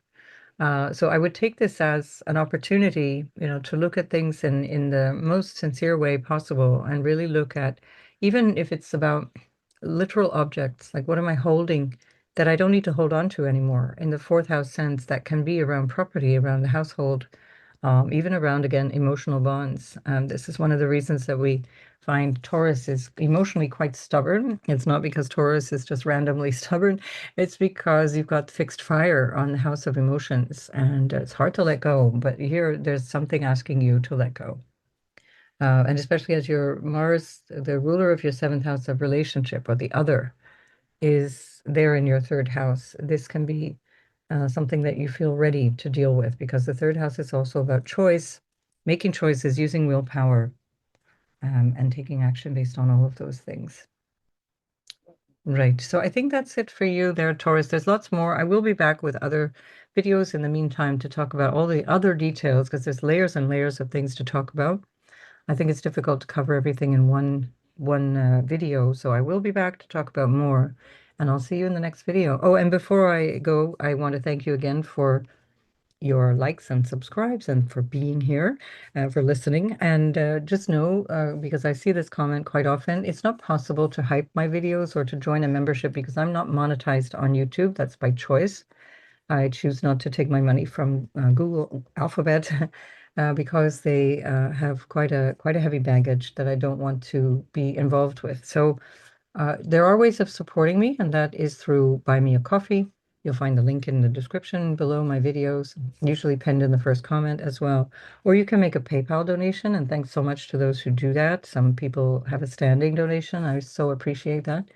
Um, or, of course, you can book a session with me as well if you want to have an astrology session. And we will look at especially the patterns that you may have inherited, that you will have inherited through your family legacy, and why that still operates even now, regardless of your age, and how you can work through that, and really with the eye of trying to understand those patterns as opposed to looking in any way of blaming, or pointing fingers. It's really about understanding yourself and your ancestors and how you got here in this life form. So I look forward to seeing you either in a session or in the next video. Thanks for listening. Bye bye. So Gemini, you're having this solar eclipse in your third house of communication, a very familiar territory for you. And your ruler is there in a sextile to Uranus, which is in your first house. And so Mercury is at 5 degrees, just like Uranus, in a sextile. So there's quite a lot that you can work with in terms of what you want to change, how you want to express what you want to change, and maybe the choices that you're faced with. You may be recognizing that you have different goals now, because the third house is also your short-term goals and the things that you want to really invest in and be busy with. And especially as it's a South Node eclipse, you're letting go of some aspect of this. So there's a realization around all of those areas, including potentially around siblings, um, anything to do with extended family, cousins, that kind of thing, or even your peers, like school peers or class peers or your neighbors, for example, people that you see regularly around you. And of course, this is also your ruler that's being trined by Neptune at the same time. And there may be some realization that you will have had by this time of something that you recognize is maybe needing to be expressed in a new way. And especially because your ruler has also been in opposition to Pluto for the couple of days leading up to this eclipse. And so is the same with Jupiter. And so there may be realizations that you're just understanding things in a deeper way than you ever did before, a sense of really getting something, a sense of really having um, an awareness from the inside out of what you need to take action on. This is very clarifying, I find, very, very helpful for you, very clarifying. And the fact that your ruler is in the next eclipse cycle at the end of August, 28th of August, going to have a renewal in the heart of the sun is all the more interesting because that will also be in a square to Uranus. So where here you've got a sextile, your ruler Mercury is sextiling Uranus. At the next eclipse, it's squaring. And I'll talk about that in a separate video, but just notice that this is an opportunity to make changes that feel more fluid or that you feel ready to embark on that will not necessarily be difficult. It's just clarifying. Whereas with the square, it can be things that come through in ways that are really sudden, especially with Uranus. Uranus acts in a very similar way to the nodal axis. So you'll have then, by the end of August, perhaps something that you really need to deal with in a surprising way. And so the more that you're clear who you are, what you want, how you need to express it, what you're choosing in life, how you're using your will and desire in that third house way, what it is that needs to change. That's also third house. Whatever changes is third house. So all of these things are really here at your fingertips at this time, and you can welcome in that change. It's not as let's say abrupt as it is for some other signs. Because it's a sextile, it's not necessarily going to be as deeply impactful unless you have placements also in Leo. Um, You also have, of course, the Saturn in the 11th house now retrograde. I've done a separate video on that. You can hear more about that. But that's also very interesting because, as we'll see by the end of the month, Saturn is slowly tracking Jupiter, and you're going to have a trine coming from those two houses, which are the social houses. And Jupiter itself from the third is ruling the seventh, which is relational. So if you need to say something, if you're recognizing that something feels done, or it feels like it's time to change the tone of something or the way that things are expressed, this would be the opportunity you're waiting for. Just really a great opportunity to turn the page, as it were, and start afresh, either in terms of your own goal or how you need to lay something out on the table and talk to somebody about things, especially because of that opposition to Pluto and the trine to Neptune with the sextile to Uranus, which is part of this bigger ongoing configuration that I've done a few videos on, and even the fact that Mercury is also sextiling Venus, which is trining Uranus in your first house. There's so much cooperative energy here that it really does feel very favorable to you. It feels like something that you are really ready to work with, especially with Jupiter, the ruler of your seventh house and 10th house in your third house. This could be about making a choice or deciding how to connect with somebody. That could be a business partnership because the third is especially related to business. And Venus herself is in the fifth house of entrepreneurship. Again, really, really solid. And then you've got Mars in the second house of money, resources, income, how you invest. Venus is related to investing as well in the fifth house. And that Mars also rules your other money house, which is the 11th house. So there's a lot that you can work with here. Mars is also in the second house of values, maybe making you more aware of your values and how they're driving the work that you do or the choices that you make, as Mars also rules your sixth house of work. Um, right. I think that's kind of that's the essence of it. I'm going to come back again and again. We're going to talk a lot more. And keeping in mind that your ruler Mercury is really a big star of the show for August and September, as it's going to be part of both of the eclipses in August. And then as it's going through the other Mercury ruled sign in your fourth house, we'll have a lot more to say about that in the videos to come. I want to thank you for listening and liking and subscribing and all those things that support this channel. Some of you may know I don't monetize my channel, so it's not possible to hype or to join a membership. I'm not able to offer a membership here because I don't monetize my channel, and that's for ethical reasons, because I don't agree with much of what YouTube and its parent company, Alphabet, are doing. So thank you for being here. I do also present on, I upload these same videos on Rumble if you want to go there, for some of you who like to go to Rumble. I do monetize Rumble, but with such a low viewership, it doesn't really move the needle very much. Some people make donations via PayPal or they buy me a coffee, and both of those things are linked in my description box and usually in the first comment as well. And of course, you can also book a session with me if you want to support me that way and also learn more about your own chart. So you're very welcome to do that. I would see you then. And also just to know that uh, I will be coming back with more information, possibly also more geopolitical stuff in the next week or so about this particular eclipse, or maybe I'll do the two together for geopolitical stuff. Before I go, wanted to mention the Grand Air trine since I did it for other signs. So I've already spoken about the trine from Venus to Uranus, but we also include that trine to Pluto as well. So those are your dharmic houses. And this is where the third house being emphasized here around choice is extremely important because the first, fifth, and ninth house, apart from being quite favorable, they're very influential on your life. And they very much dictate where you're going in this lifetime, what it is that you want to accomplish overall as a life goal. Um, and part of the dharma is how you show up, it's how you are being yourself. And this we see is being very strongly transformed right now. And then certainly with your ruler and all the other placements here in your third house of choice and connection and communication, there's a way that you can really connect with people. Jupiter in the third house, ruling the seventh, ruling your 10th. You can team up with people in a way that actually accomplishes the thing that you feel you're here for. So this is also a beautiful part of this energy. You'll hear more about that in my Jupiter and Leo video, as well as in the nodal axis video that I've already done in terms of shifting the nodes. I find sometimes I feel like I'm repeating myself. It's because there's so many things happening simultaneously in the same placements. And so I need to repeat myself to get the point across. There we are, Gemini. I will see you in the next video. Cancer, Sun, Moon, and Ascendant. This eclipse is happening in your second house, which represents everything that supports you. That includes family, your nourishment, how you nourish yourself, whatever brings you support. And that can include your possessions, finances, your income, the way that you value yourself, and the way that you value stuff, your things. Equally, sources of income, money that comes to you through what you're doing.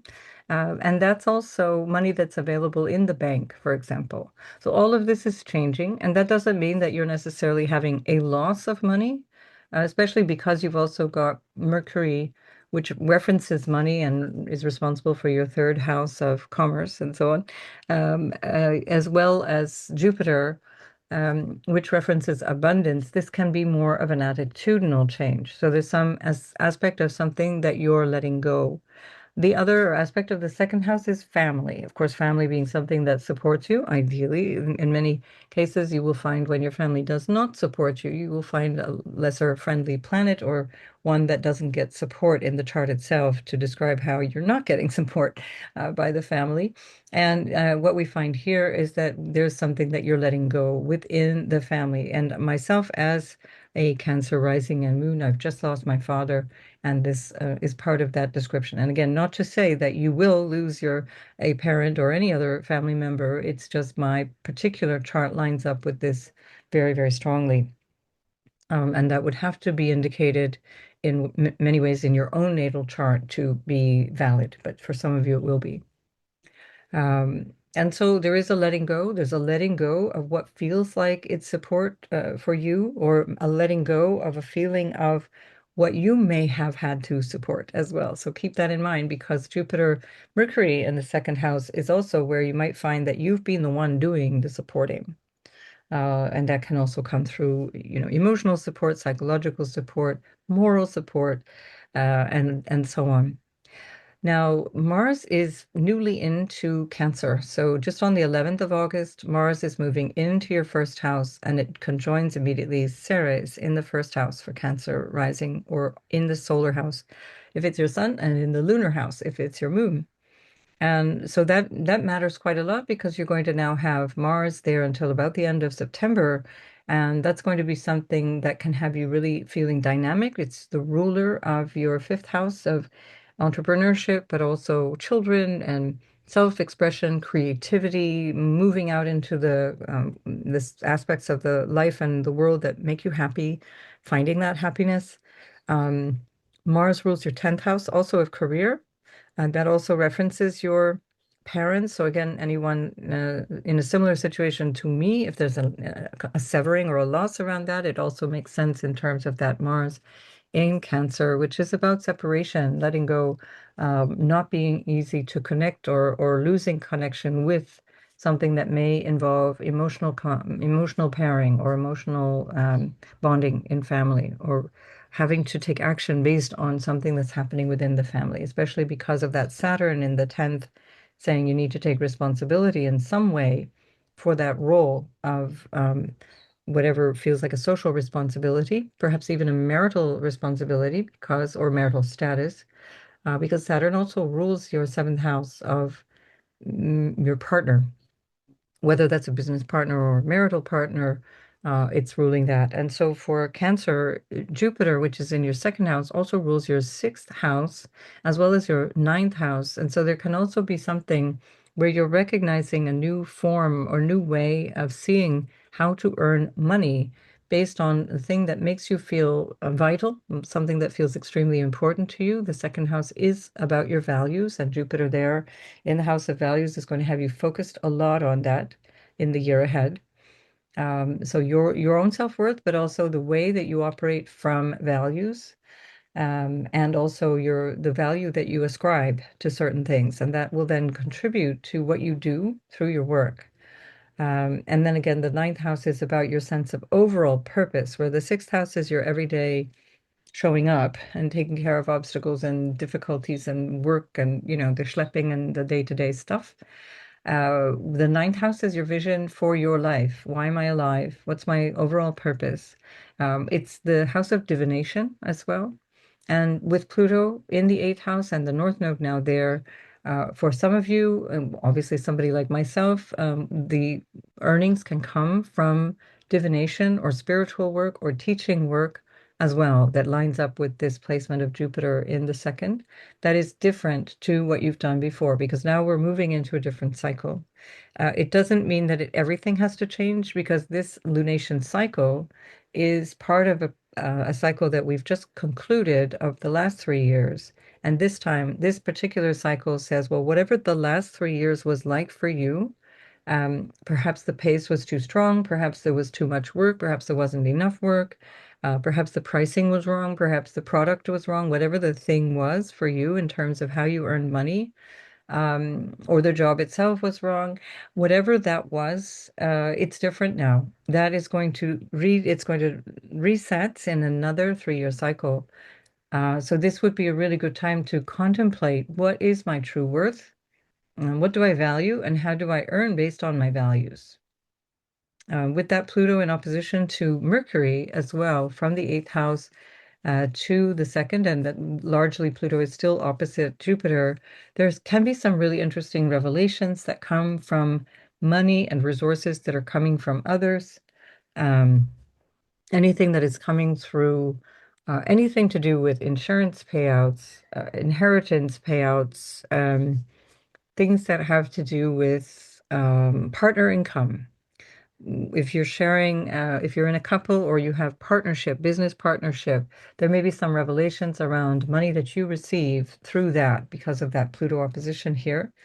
It's not necessarily going to be something new or unexpected, in the sense that the Pluto has already been at this particular point in your chart. And so I think you're going to find that there's something that you already were working on the basis of. Now, what's also happening is that Venus is in your fourth house, opposing Neptune in your 10th, and then soon she'll be opposing Saturn, but sign-based opposition to Saturn anyway. And so there can be something here, again, that is about support from family or just feeling good around family, around lineage, connecting in the comfort of your own home, connecting to your own emotions, connecting to people who are important to you and who you confide in intimately. So Venus is creating a grand air trine here with Pluto and Uranus. So those are the mute houses. The fourth, the eighth, the 12th houses are those so-called moksha houses, the liberation houses, that the liberation itself is from material anxiety. It's from material attachments in the world. And what that represents in a basic way is that it's what's interior to you. It's things that are non-material. Your thinking, your emotions, your processing through the unconscious mind or even the conscious mind, and your psychological nature, all of those things. And Venus is coming in and giving quite a lovely boost to all of that. She's in her own sign and she will be there quite some time because this is the beginning of her retrograde phase as she goes through into the retrograde cycle that she's going to be going between your fourth and fifth houses. So it's a really interesting time for you to explore all of those different ways that you might be operating from a place of just getting closer to how you feel safe, secure, comfortable, looking after yourself, where it is that you live, where it is that you work, all those different aspects. So especially because Mars, the ruler of your 10th house, is in your first house, there's whatever it is that you take action on is going to directly respond to your sense of what your public purpose is or your personal ambition. That can include again social status, but also your just the way that you want to contribute in through the work that you do or the way you want to be remembered, the legacy. This is part of the Saturn story for you in the 10th house. I'm going to be coming back to talk quite a lot more about all these different placements because they repeat in some ways in the 2 weeks ahead when we come to the 28th of August eclipse. Um, I'm just thinking now in terms of yeah, so just the ruler, just to be clear, the ruler of Cancer, of course, is the moon, and the moon is the luminary that's blocking the sun. And it's that dynamic of the moon coming in between the Earth and the sun during the day that gives us this solar eclipse on the south node. And so it's very interesting that this is something that you might be paying attention to in terms of your identification or your a sense of emotions, an emotional bond or a relationship to identity, even to notions of pride. I didn't mention that before, but Leo, of course, also represents pride. What are you proud of? Family pride, pride in your money, pride in your resources, pride in stuff that you might hold. And all of a sudden, that seems less important, or it feels like it's done. It's just complete.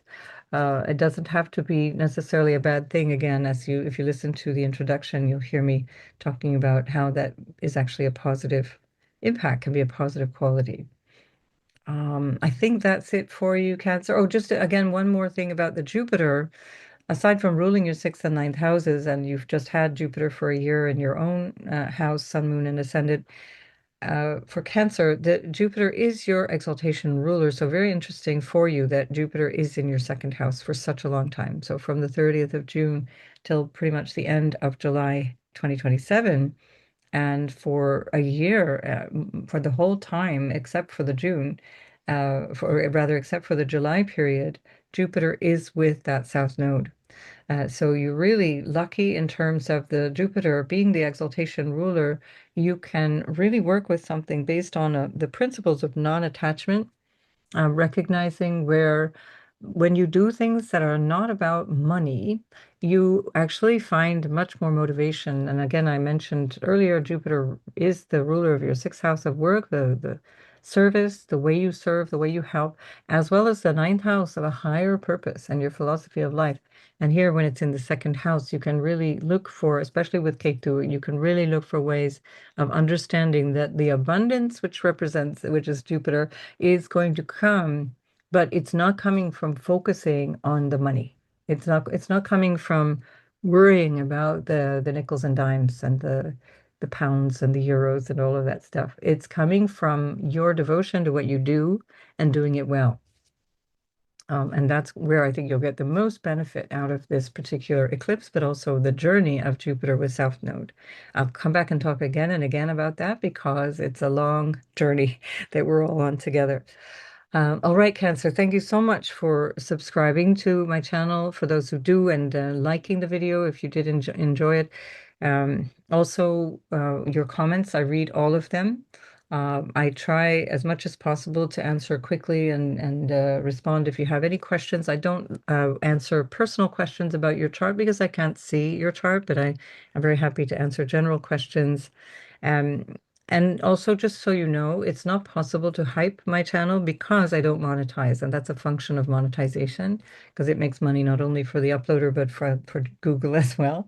So part of what you're giving to Google to give to the channel, you're also, or rather giving to the uploader, you're giving to Google. So just know that. And I don't monetize, so that means I also don't have a membership.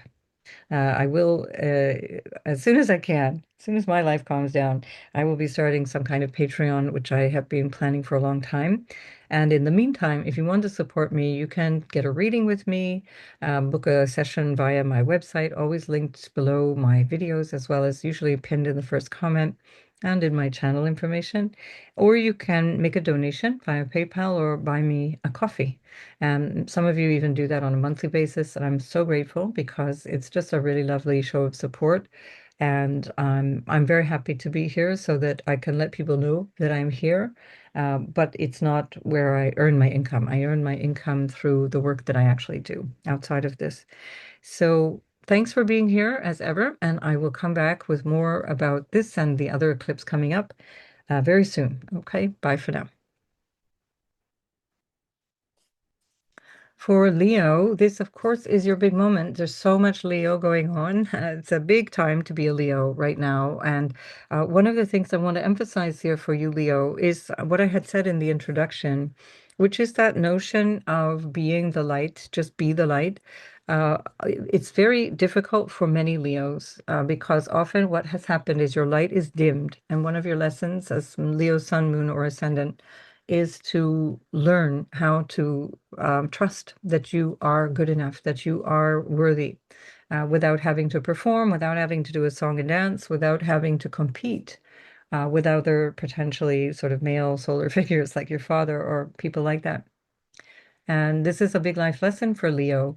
And here, while you have that eclipse in your first house of self and how you show up and how you show up in all of the areas of your life that you show up in, it's an opportunity for you to look at the different ways that you might have shown up in either ways that felt like they weren't quite honest or in integrity with who you were. Or that you felt like you had to kind of fake it, that fake it till you make it kind of energy, and recognize that exactly as you are is what people want. It's exactly who they want to meet. And there's so much of that Leo quality, which is natural enthusiasm and inspiration. It's that fire energy that gets people literally fired up and excited to be with you. And you can develop that for yourself as a recognition of, okay, there's nothing to fix, nothing to change. There's nothing inadequate or lacking. And here you have all of the tools at this solar eclipse.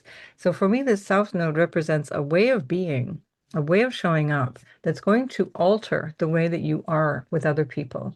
And this is going to be over the course of the whole dynamic of almost 20 months of having these lunar eclipses in your first and seventh house, the house of self and other, and with a lot of focus on relationships, but also keeping in mind that one of the things that you're doing is giving up patterns of inauthenticity.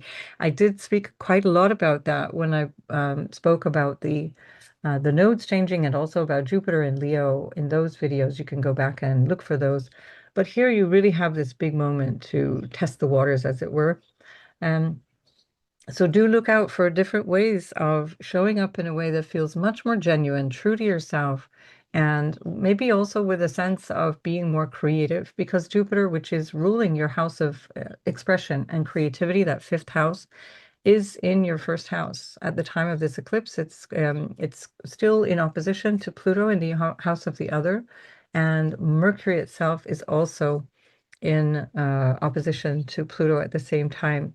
So there's a lot of creative, inventive energy here that you can use that is also part of the rulership here of your fifth house, and equally with Mercury of representing your second house of your value and even potentially money and income and so on, as well as the way that you interact with people in a public sense.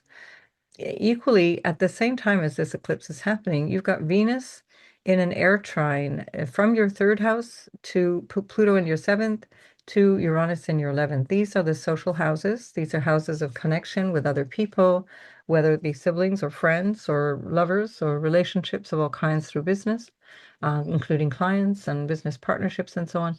And of course, the society that you live in. And there's a lot of change in a big, big way for you happening on all of these different fronts.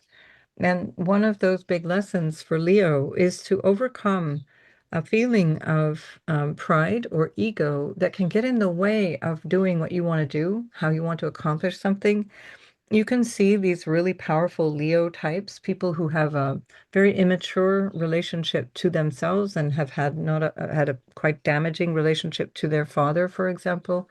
Again, I'm thinking in terms of Donald Trump, who have to put on so much of a show, have to become so big and full of themselves that it puts people off whatever is happening, in terms of what they want to accomplish.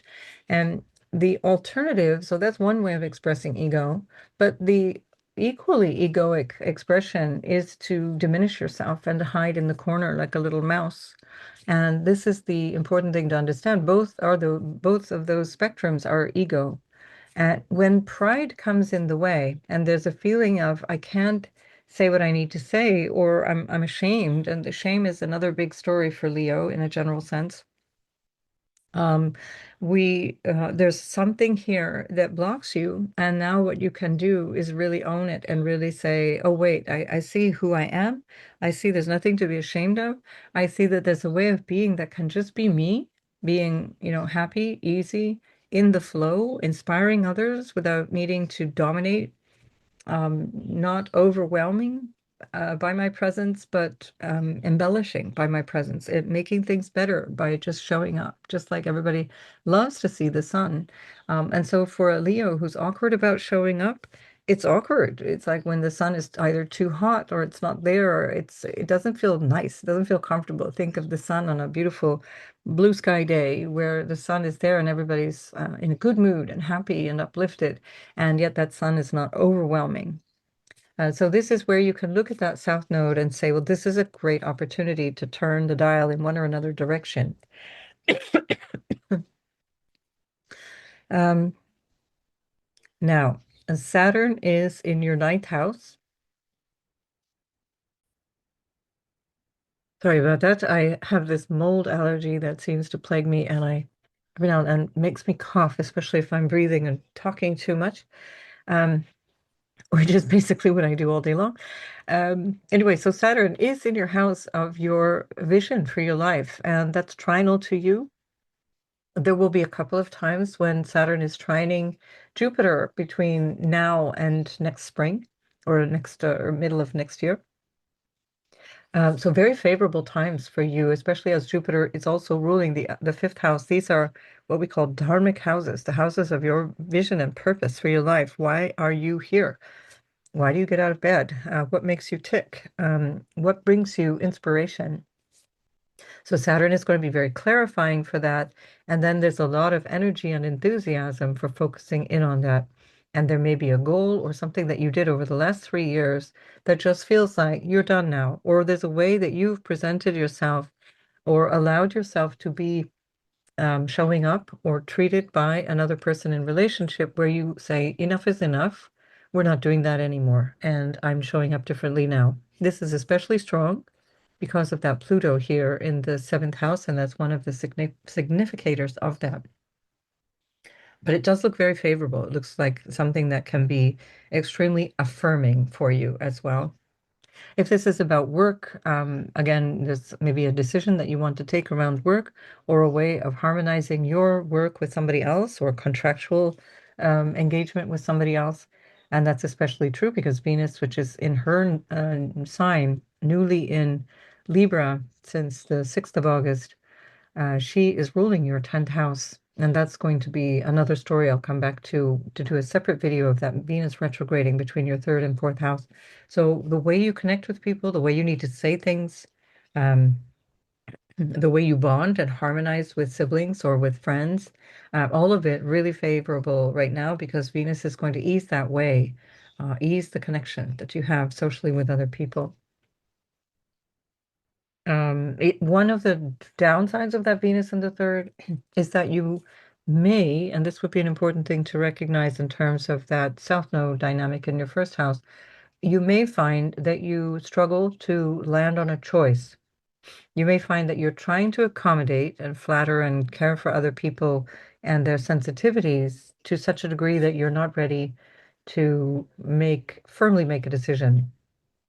And that would be something to consider. So rather than waffling and being overly polite about things, take yourself seriously and take this moment seriously and speak literally from the heart. This is what this moment requires.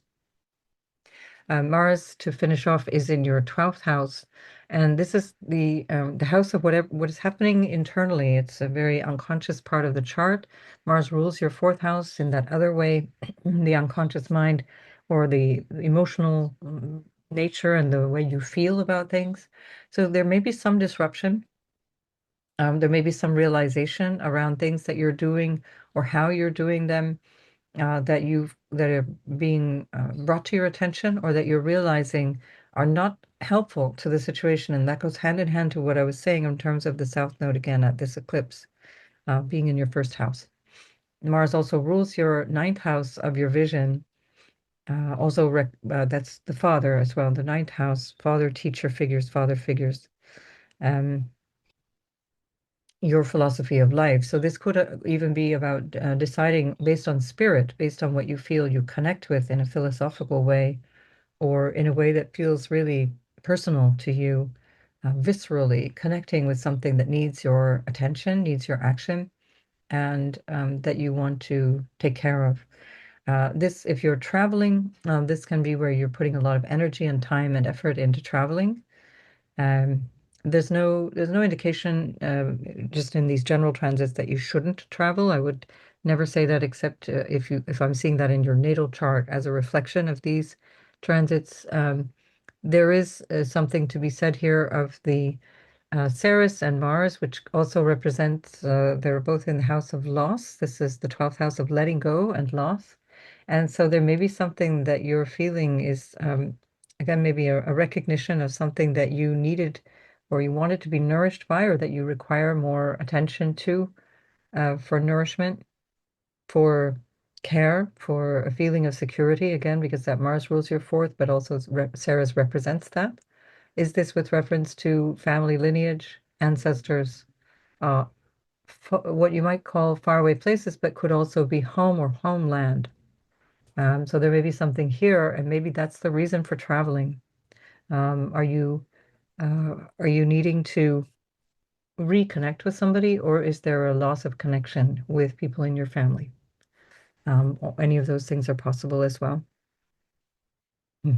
There's so much to say. I think I'm going to leave it there. I will be back to repeat some of what I've said here because it's just going to be a lot of pattern repetition for the next few weeks. But hopefully, this was helpful for you, Leo. This is a wonderful opportunity, not just now, but in this whole bigger cycle, because you're going to also have another solar eclipse in August of a year from now. So the beginning of August 2027, there's another solar eclipse in your sign. So it's ways of seeing yourself from a new perspective and allowing yourself to be in relationships in a different way, which will bring you closer to yourself, much more helpful. Um, all right, I'm going to leave it at that. Thank you so much for watching and also for subscribing and liking, if you do indeed like the video. And please note that it's not possible to hype or to join a membership on my channel because I don't monetize this channel for ethical reasons. And so if you do want to help me, you can buy me a coffee, you can donate by PayPal. Some of you, I'm very grateful, make regular donations, monthly or weekly. I really appreciate that support. It's, just the token sometimes is so beautiful to see that there's somebody out there that's genuinely so motivated that they're supporting financially. And of course, finally, you can book a session with me, and then we can look directly into your natal chart, into your transits, and see what's going on in your life.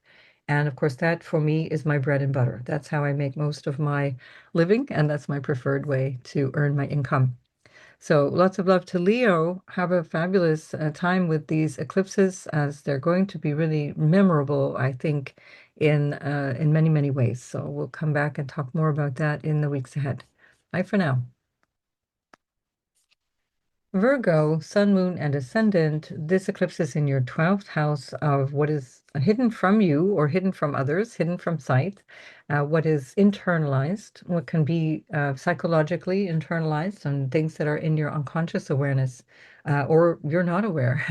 It's the house of sleep. It's when we go to sleep, when we go to uh, become curious about why do we do what we do, the hidden motivations for things. That's 12th house, but also faraway lands, people at a distance, things that are happening in other countries or with foreigners in such a way that you are not able to see them physically, but you might be able to connect with them online. And this is also why the 12th house represents income earned from trade, from foreign trade, the offshore trading and online trading, everything to do with commerce and trade on the internet or overseas, etc. So all of those things are 12th house. And then from a spiritual point of view, they're very much to do with your spiritual awareness, your connection to spirit, your connection to your ancestors, to any guidance that you're getting from any of those domains. Your intuition is all part of this story. And here we have your ruler.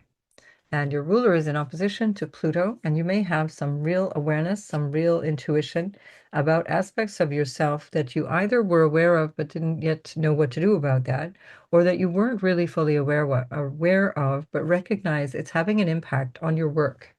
It's having an impact perhaps on the way that you are seen or perceived at work, and also on the feeling of being capable or doing the right thing, doing the job that you want to be doing. Um, Jupiter is in the 12th house too, also in a broad opposition to Pluto. And Jupiter rules your fourth house as well as your seventh house. So your fourth house of home, your lineage, your family of origin. Usually I see the mother tends to be in the fourth house. And then the seventh house, which represents your partner or your work partner, or your life partner, your work partner, the person you consult for uh, your your doctor, for example. These people are in the seventh house, or clients if you work that way. And and so the fact that Jupiter is there in the 12th house may also be a revelation around how you're managing those aspects of your life. Is there something that you need to do differently? This lunation, it's a new moon, so it's a new start, and it's on the south node. So it also represents something you're releasing. You're not doing this thing anymore. Is this about behavior that's undermining your own success? Mercury doesn't only rule you in the first house, your self-expression and you as yourself, how you show up, but it also rules your 10th house of career and your reputation. And so this is a really good time to look at all of those things and say, well, is there something that I'm kind of holding myself back with? Am I cheating myself in some way? Am I undermining my own desire? Another way of putting this would be like, especially with all that energy in the 12th house, am I dreaming my life away? Am I actually doing the thing that I say I want? And am I getting anywhere in terms of progress? Or am I just thinking about it? Am I just dreaming about it? So this would be an opportunity to really examine that, um, to understand that there are patterns that are very spiritual. There are cycles in life that are very spiritual. And so it's not necessarily about pushing, pushing, pushing and going forward all the time. And this may be one of those times for you, depending on your natal chart. But it's a good opportunity to really explore, where is my heart not in what I do? And does that mean that the reason I keep sabotaging myself or pulling myself out of what I seem to want to do is that telling me something? Is this something I need to pay attention to and decide perhaps it's time to move on?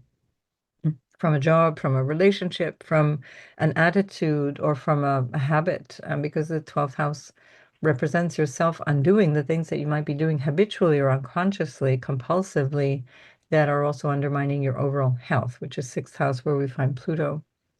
So with Pluto North Node in the sixth house, you definitely want to pay attention to any health issues or things that are happening through your health.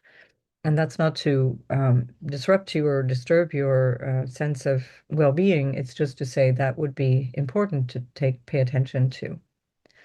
Um, and then equally, we have Mars in your 11th house of the future, and also with reference to earnings, and then Venus in the other earnings house. The 11th house is the gains that you have from the thing that you do, especially if you work for yourself. Uh, this is about society as well, and the future, and maybe elder siblings potentially. Mars rules your house of siblings and cousins and so on. This could be about an uncle or a sibling or something like that, where there's a distancing or a new way of showing up, or even a potential challenge or conflict that may be there. This is not necessarily true for everyone, but I'm just reading the potentials here of having Mars there. Or there's a new way of responding to those people or to your vision of the future, taking action based on a feeling with that Ceres there, which represents in the conjunction with Mars, needing to take action on what you need to feel that connection to what provides nourishment for you. And that can be in a metaphorical way, but it can be in a literal way. I need to put food on the table. Where's the income? How am I earning my income? Mars is also ruling the eighth house of other people's money, or what you share with other people, or what you receive through other people. And that's where we find Neptune and Saturn. And in these times, very often, with Saturn, especially going through the eighth, um, it can feel like you're not really receiving from other people, or that you're not really able to rely upon what other people provide to you, or there's a feeling of not enough, and that might need to be adapted. But with Venus in the second house, this is actually really harmonious because it brings you a lot of opportunities for gains, for income, for providing what you need, or for looking sincerely at what you value and how you present your own sense of value. And Venus is in a harmonious relationship with your ruler Mercury at this time. She's in a sextile, as well as in a grand air trine from in all of the art houses. So Venus is in the second, the house of the money, Pluto in your sixth, which is about your work, and then Uranus in your 10th, which is about your career and your sense of social or personal ambition and social status and so on. How you might be remembered, and also what you feel is important in terms of your worldly efforts, like what you want to do. And this includes also marital status as well, part of that story. So with Venus here in the second, you have a lot to work with. It's very supportive. And soon enough, you're going to have Mercury in your house of self. And that Mercury going into your first house is going to be a really big opportunity also to feel that sense of more confidence coming through. And that will be at the same time that Venus is in your second house of money. So that's really helpful. And then the two of them will actually be retrograding together in your third house. I'll come back and do a separate video about that because it's quite important for you, as your ruler is also retrograding, which is a familiar thing for you, of course, as a Virgo. I think that's all I need to say at this point. Oh, the one point about the Venus is that she's opposing Neptune. There may be elements of disappointment that can also be with reference to intimacy, relational dynamics or relational intimacy. But also that can be a very creative force, especially as Mercury is in a trine to Neptune at the time of this eclipse. So there can be a lot of creative understanding, awareness that comes through understanding. And it's not necessarily a bad thing. It's just that it can be that there's something that's not very clear, or that you set yourself up for in a way that was maybe overly optimistic, and now you're just seeing it realistically. So that would also be a similar kind of vibe to this Leo solar eclipse in the 12th, where you're looking at things from a more pragmatic point of view, and saying, okay, this I need to end. This I want to stop. This is no longer what I want out of this. Um, I think that's it. Okay, we're going to leave it at that. Virgo, I thank you very much for being here and for subscribing and liking, if indeed you do, and for commenting, because I do read all those comments. Um, and also, I don't have memberships, and I'm not able to allow you to hype a video because I don't monetize this channel. So thank you anyway for those of you who mentioned that and tried to do that. I really appreciate that. And for some of you, you can use the option of donating via PayPal. There's a link provided in the description box and usually in the first comment. And then also, alternatively, you can buy me a coffee. And that's a great way of showing your support if you want to do that. And of course, for me, at least, the best way is that I meet you for a session and that we have a session based around your chart and that we actually really dig into your life, into your ancestral story and understand what is impacting you even now and how you can work with that and grow through that. And that's, of course, how I make the bulk of my income. So you'd be very welcome to do that at the link provided in the description box, and usually, again, in the first pinned comment, as well as on the info about my channel. So Virgo, thanks for being here, and I will see you in the next video. Libra, this eclipse is happening in your 11th house, it just happens to be the joy of Jupiter, which is where we find Jupiter. And you have your ruler in your first house of self. And that's a really lovely thing to have at the same time. So there's some vision that may be a sense of a priority or a long-term vision or a goal that you had, a future that you had planned, and you realize it's not that anymore. It's not that, but it doesn't feel bad. It feels like you're quite optimistic, but you're adjusting to something that's no longer relevant rather to what you want to do. It's not any longer significant. Um, this can be about a social group as well, where you recalibrate how you're socializing with people. Again, it seems to be quite favorable. There's a lot that you're working with the Saturn already in your seventh house of the other. That's already been a story for you since the middle of 2025. But especially with Jupiter now in your 11th house, there's a lot of excitement and forward planning, forward thinking around the future, around social groups, around society in general, and even around the potential for gains for what you might gain from what you do. Jupiter is the exaltation ruler of your 10th house of career, and it's moved into the money house from your career, the house of great gains. That's why Jupiter does so well in the 11th house. It's all about big stuff, abundance and great gains. And it can be gains that you are able to accomplish through the support of people around you, well-placed people, people of power, people in a position to support you.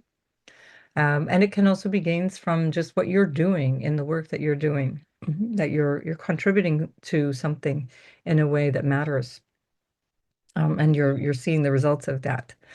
Equally, the other money house for you is the second house, which is Scorpio, and that's where Mars is the ruler from your 10th house of career. So we see that something has lit a fire under your feet, and you're recognizing your ambition, or you're recognizing your sense of what it is you want to accomplish, maybe how you want to accomplish it. And especially because Mercury is opposing Pluto at this time, and Pluto is here again for 3.5 years already. This is not news to you, but Pluto is, pardon me, in a favorable trine to your ruler Venus and to Uranus in your ninth house. So there can be some revelation around what you're realizing about the vision for your future or the people you're with or the way that you need to get to where you want to go, that is coming from you recognizing that you need to change the way you feel about how you show up or how you express yourself in some way. But it's very supported, it's very favorable. And this is a trine in these three placements or the three houses that are known as the Dharma houses. And so these houses are where you really feel this is my path, this is my future, this is my way forward in life. And a lot of this is under a lot of change for you because you've got Pluto in the fifth as well as Uranus in the ninth. And this is part of the bigger configuration of change that you're undergoing, that trine holds for a couple of years. So this path forward and your way of expressing yourself through that path and what makes you happy, what makes you feel abundant, what makes you feel yourself, really is what this theme can be all about. But there's an aspect of that that you're letting go, that you're realizing is no longer what it used to be for you, or what may have felt important, or what you've been doing, especially in the previous 3 year cycle. And if you listen to the introduction, you'll know what I mean in terms of the lunar cycles. So here you're starting a new 3 year lunar cycle at this eclipse. And this will be a way of looking forward into a different future, letting go of a vision for the future. Now, if this is about either a friend or a sibling or a cousin or something like that, this can also be quite beneficial. It may be their life that is really expanding and changing, or just highlighted. It can be something that really is taking off in a much better way for them, but that in some way you're also feeling good about, or that benefits you overall. Jupiter and Mercury are both basically in a trine here to Neptune in the relationship sector, and that can also be really helpful in terms of finding creative solutions to relationship dynamics or relationship problems where there may have been, especially with the Venus opposite Neptune, and Venus is in a broad opposition to Saturn as well, your exaltation ruler. You may have felt disappointment, or you may have had expectations of a relationship or of an individual or of a quality of relating. And you're looking at that and saying, yeah, it either wasn't realistic or it just didn't happen and you're disappointed. But there are solutions baked into that disappointment. It's about a reality check, and it's working very much in your favor. Now, keep in mind that your ruler, Venus, is about to retrograde. That starts on the 3rd of October in your second house. So you're in for a long, extended journey of having your ruler in your first house, and you haven't had this since the middle of 2018. So since August 2018. We'll be talking more about that in a separate video, but just note that there are a lot of things that are going to be really supportive for you, that expand your notion of self, that expand your notion of who you are in a relationship. What is a good way for you to be in a relationship? Like, just as a simple example, if there's any degree of codependency, for example, you might realize, oh, wow, this is me being in a codependent relationship that feels like it's draining the life out of me. And now I'm realizing something about that because it's going to impact my future. It's going to impact my sense of what is available to me, how I want to reach, into my future. And so there's part of me that needs to change the way I love, change the way I show up, change the way all of that feels. And the other Venus ruled house is where Chiron is at the moment. So that can also be very much the lesson of Chiron in the eighth house for you, about changing your understanding of intimacy. Um, you are learning how not to be a doormat. Libra is another way of saying that. All right, I'm going to leave it there, Libra. Thank you so much for being here. Thank you also for your subscriptions, your likes. For those of you who've asked about hyping, um, I can't hype the video, or you're not able to hype the video because I don't monetize these videos.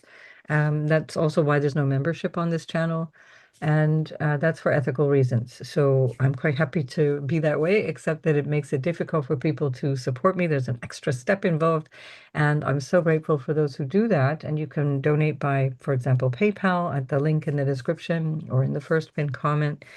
Or you can donate also by buying me a coffee at the link provided as well. And of course, the best way is to get a reading with me, and that's how I earn most of my income, which is through my readings with people. Certainly what I enjoy doing the most, and hopefully bringing benefit to you as you understand patterns in your family, patterns that are still in operation unconsciously through generations of family stories. And that's my passion, and certainly where I find it the best way to earn my living. So thank you for being here, and I will see you in the next video.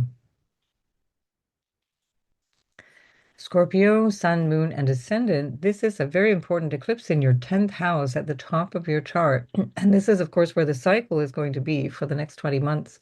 So you're going to have a lot of energy here in that 10th house way, where you're going to be focusing on what you might feel you need to let go in terms of whether it be work, for example. Let me just flip this back. I want to flip back to the day before. Oh, maybe I'll do it this. We do that. Yeah, this is very annoying because then, hang on, we'll do it this way.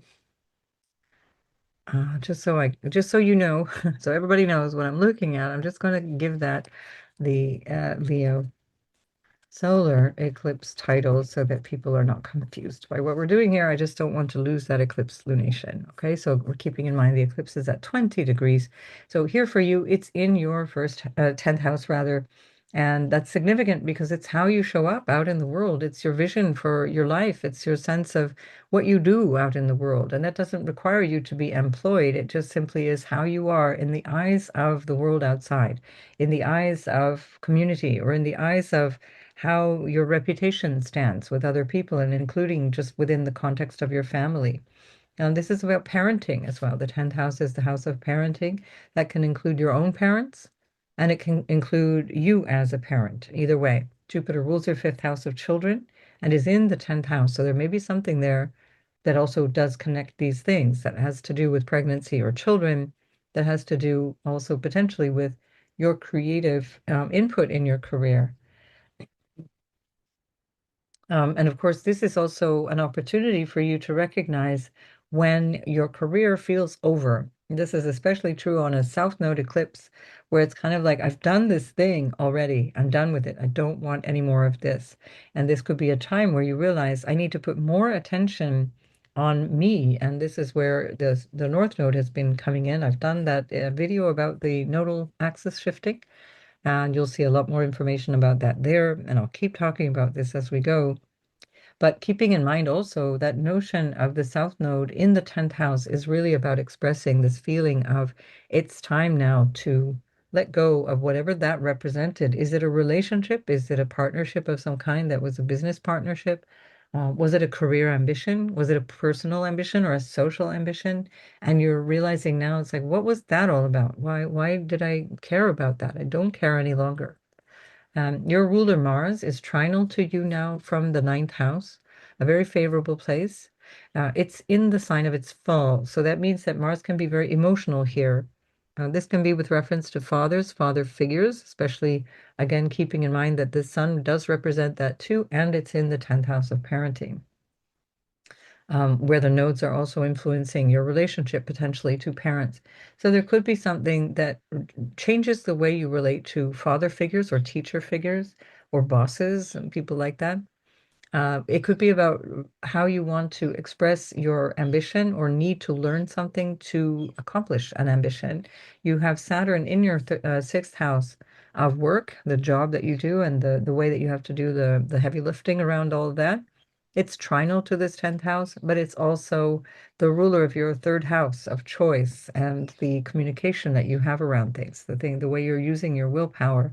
And in the other house that it's ruling is the fourth house, where we find Pluto and the North Node. And this Pluto is being opposed by both Mercury and Jupiter, which can give you some deep revelations around your ambition, around your sense of purpose, or around boss figures, father figures, how you need to relate to them, or how you no longer want to relate to them, or how that needs to be regenerated in some way. So Jupiter is also trinal from the 10th house to your second house. So there can be something extremely important expanding in your career. Um, just a different way of seeing yourself in terms of your public life, the role that you take in society. This could be anything from getting a promotion or getting a new job to deciding it's time to retire. This is about letting go of a status around work, letting go of a status around career. And again, if it's something to do with marriage, then again, it could be how you're adjusting to a different status around marriage. Could it be that you're getting married, or is it that you're moving on from a relationship? So Venus is in your 12th house at this time as well, which is a house of secrecy, things that are hidden from others and sometimes from yourself as well. And she's also ruling your house of relationship, where we have Chiron. So there also is in this moment quite a lot to do with relationships and your emotional life that may also be things that you're not willing or able or even that are not possible for you to share. or to even comprehend, to understand. So just keep that in mind. It's something that may be churning deep inside. This is part of the Venus retrograde cycle we'll be talking about in another video, which will actually be stationing retrograde in your first house, but stationing direct in your 12th house. So this moment in time is going to be significant. And your ruler Mars is actually going to be stationing direct next April, beginning of April, at the 20-degree point of the eclipse here in your 10th house. So Mars is in your 9th house of what motivates you in terms of your higher purpose for life, or in terms of, again, this potential for teaching or connecting or having difficulties connecting with father figures or solar figures or figures of like teaching, counseling, guiding, etc. Um, trying to think of the other thing. This is in the backbone of your chart. If you think of the first, fourth, seventh, and 10th houses, these are angular houses. Very significant, meaning when you have eclipses in these angular houses, life changes. There's something you notice. Um, so very, very important to focus on this time, what it is that you really want, because you're moving in a different direction after these sequences of eclipses. You have another one here in your 10th house next August 2027. There are more eclipses in your fourth house than there will be in your 10th house. So utilize this in a conscious way. How do I want to be remembered? How do I want to show up? How do I want to contribute? What's my personal ambition? What's my professional ambition? And Saturn is helping you with that in terms of the sixth house, overcoming obstacles, overcoming whatever needs to be done to get to where you want to go. Um, but a lot of this is about self-care. So this is perhaps where you're realizing any kind of overindulging or waffling around how you show up in some way that is not supportive to yourself, because Venus is in the house of self-undoing as well. That can also show you where there's something that needs more attention in order to be healthy, in order to actually repair your health, if that's an issue for you. That's not necessarily for everyone. Venus is opposite Neptune at this time. She's also trining Uranus and trining Pluto at this time. That's along with this Mercury. So as I said in the introduction video, there's this ongoing sort of basket or cradle formation that's going to be there. It's just that the more interesting ones are the ones that are more impactful are with the outer placements, the slower moving planets. And here we have it formed by Mercury taking the place of Jupiter. Although Jupiter is still within an orb, it's a wide orb that still applies to the opposition to Pluto. So lots and lots to think about, things that are happening behind the scenes for you that you're not necessarily sure about at this time, but it can also involve some sort of disappointment or disillusionment around work or around things that you have to deal with that you weren't ready to deal with or that you weren't sure you had to deal with. Um, and Neptune in the sixth house, as I've mentioned many times before, can represent psychosomatic illness or things that are coming because of our emotional nature, because of what's going on emotionally or psychologically. And that's a good opportunity right now to notice any of those different things. Is this part of taking a different perspective on the way that you show up to your career? Are you pushing too hard? Are you looking at life in a different way now with a sense of, is it all worth it? Is it worth it to work so hard? Is it worth it to do so much? And this would be all coming together, especially as your ruler is looking at the ninth house and saying, what is the meaning of my life? What the heck gets me out of bed? Why am I even alive? And looking at all of these things in a way that is about generating a longer term health, longer term feeling of security, which is coming through that North Node focus on your fourth house. All right, Scorpio, I think we've covered it. That's kind of the thing. We'll be back again and again to talk, especially because you're part of the both the Mercury and the Venus retrograde cycle. We're going to be talking about you quite a bit in the weeks ahead. So thank you for being here and for subscribing and for liking the video, if indeed you do. And I just want to mention that it's not possible to hype my videos or even be a member of my channel because I don't monetize. So that's why you're not able to do that. I get that comment frequently under each video, and I just feel like now I need to say it openly. I don't monetize for ethical reasons. I don't agree with what Google and its parent Alphabet are doing. And so I don't want their money, and I don't want to generate more for them any more than I'm already doing. And so if you'd like to support me, it's really helpful. I definitely appreciate it. Some people buy me a coffee, some people make donations on PayPal. Some of my viewers make these generous monthly donations. I'm really thrilled to see that showing up every month. Is just such a touching reminder of your support. And of course, my favorite way is that you book a session with me to have a reading, and that's the way that I earn my bread and butter. So you'd be very welcome to book a reading through my website, and that's linked on my channel page and underneath every video, and usually pinned in the first comments as the first comment as well.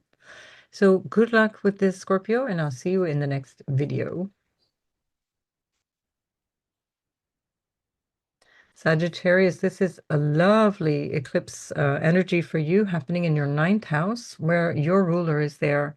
There's something deeply motivating and spiritual, very inspiring about that. The ninth house is the joy of the sun. So having the sun there is extremely beneficial. However, this sun is being blotted out of the sky. It's being darkened. This is the dark moon phase. So that means the moon is coming between the Earth and the sun, and we're not seeing the sun. And in Europe, for us here in Europe, it's at the end of the day at the sunset. So that story of missing out, let's say, on the sun is for you in your ninth house of what you see as your purpose. And what this can represent is that you're recognizing that what you thought was the meaning and purpose behind a lot of what you did or the philosophy that guided you, it just doesn't fit any longer. It doesn't feel right any longer. And here you are now with an opportunity to upgrade and change that, especially with your ruler in the ninth house. It's brilliant to have that sort of insight, and all the more so because you have this Jupiter and Mercury conjunction in opposition to Pluto in your third house. The third house represents the mind. It represents your communications, what you know and how you know it, and how you are motivated to take action in a way that's pragmatic and here and now. It's about doing things here and now in the everyday. And the third house is also where you use your willpower, but also make change. And so there's a lot of change required of you with Pluto going through your third house, and then the heightened focus of having 20 months of having the North Node in your third house where you really want to look at that notion of what you believed in. Was it too rigid? Was it's one of the reasons that Sagittarius has that kind of sense of, know-it-all kind of strong missionary zeal. This is because Leo is there on the ninth house. You're very proud of your mind. You're proud of, and the same thing with the Aquarian energy on the third, very strong mind, very strong opinions, very strong ideas about things, but also very fixed beliefs. And here something's coming along and intervening. Now, is that because you were going for the red team and now you're realizing that they're just as bad as the blue team, or the reverse, or is this because you are realizing something about your belief system, religious or spiritual, that is all of a sudden no longer making sense, or at least not giving you the support that you need?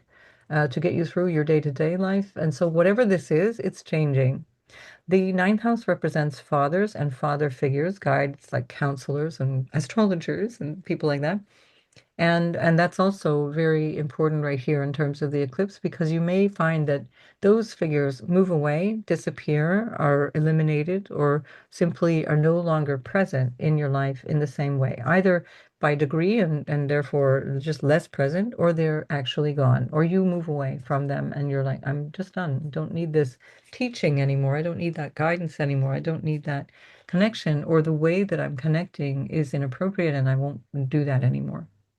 Um, this is especially strong because of your ruler trinal to you. Very, very positive changes for you. I see this as a fortunate opportunity, especially because the other fire sign, Aries, is where we find Saturn helping you to get more serious about how you express yourself in every sense, not about necessarily verbal expression, although Saturn does rule your third house of your verbal expression and the second house of your actual voice, but it also is very much about how you express who you are in this lifetime. And Jupiter is giving you a bigger scope of that.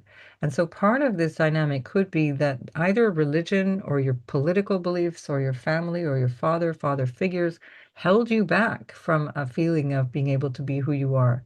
And you are just realizing that now. This is especially the realization of what choices are at your fingertips, what you can actually change, and how you can transform. And this is based on a sense of having a higher vision for who you are, having a higher vision for your life. You also have, of course, a big change going on in your relationship sector, and that will affect you directly because Uranus is in opposition to your sign. So big changes there. That could be an airing out of the relationship, maybe less intensity, less closeness. It doesn't mean a falling out of love. It means less closeness, and that can be geographical, or it can be where each person has their own things, that you're doing more of your own thing. And this will be, again, greater or lesser depending on your natal chart. But it's also part of a grand air trine, which is in the social houses for all of the fire signs. The fire signs are very enthusiastic and very social because they have air on the social houses. And so we've got Pluto in your third house and Uranus on your seventh and Venus in your 11th house of friends and people that you hang out with.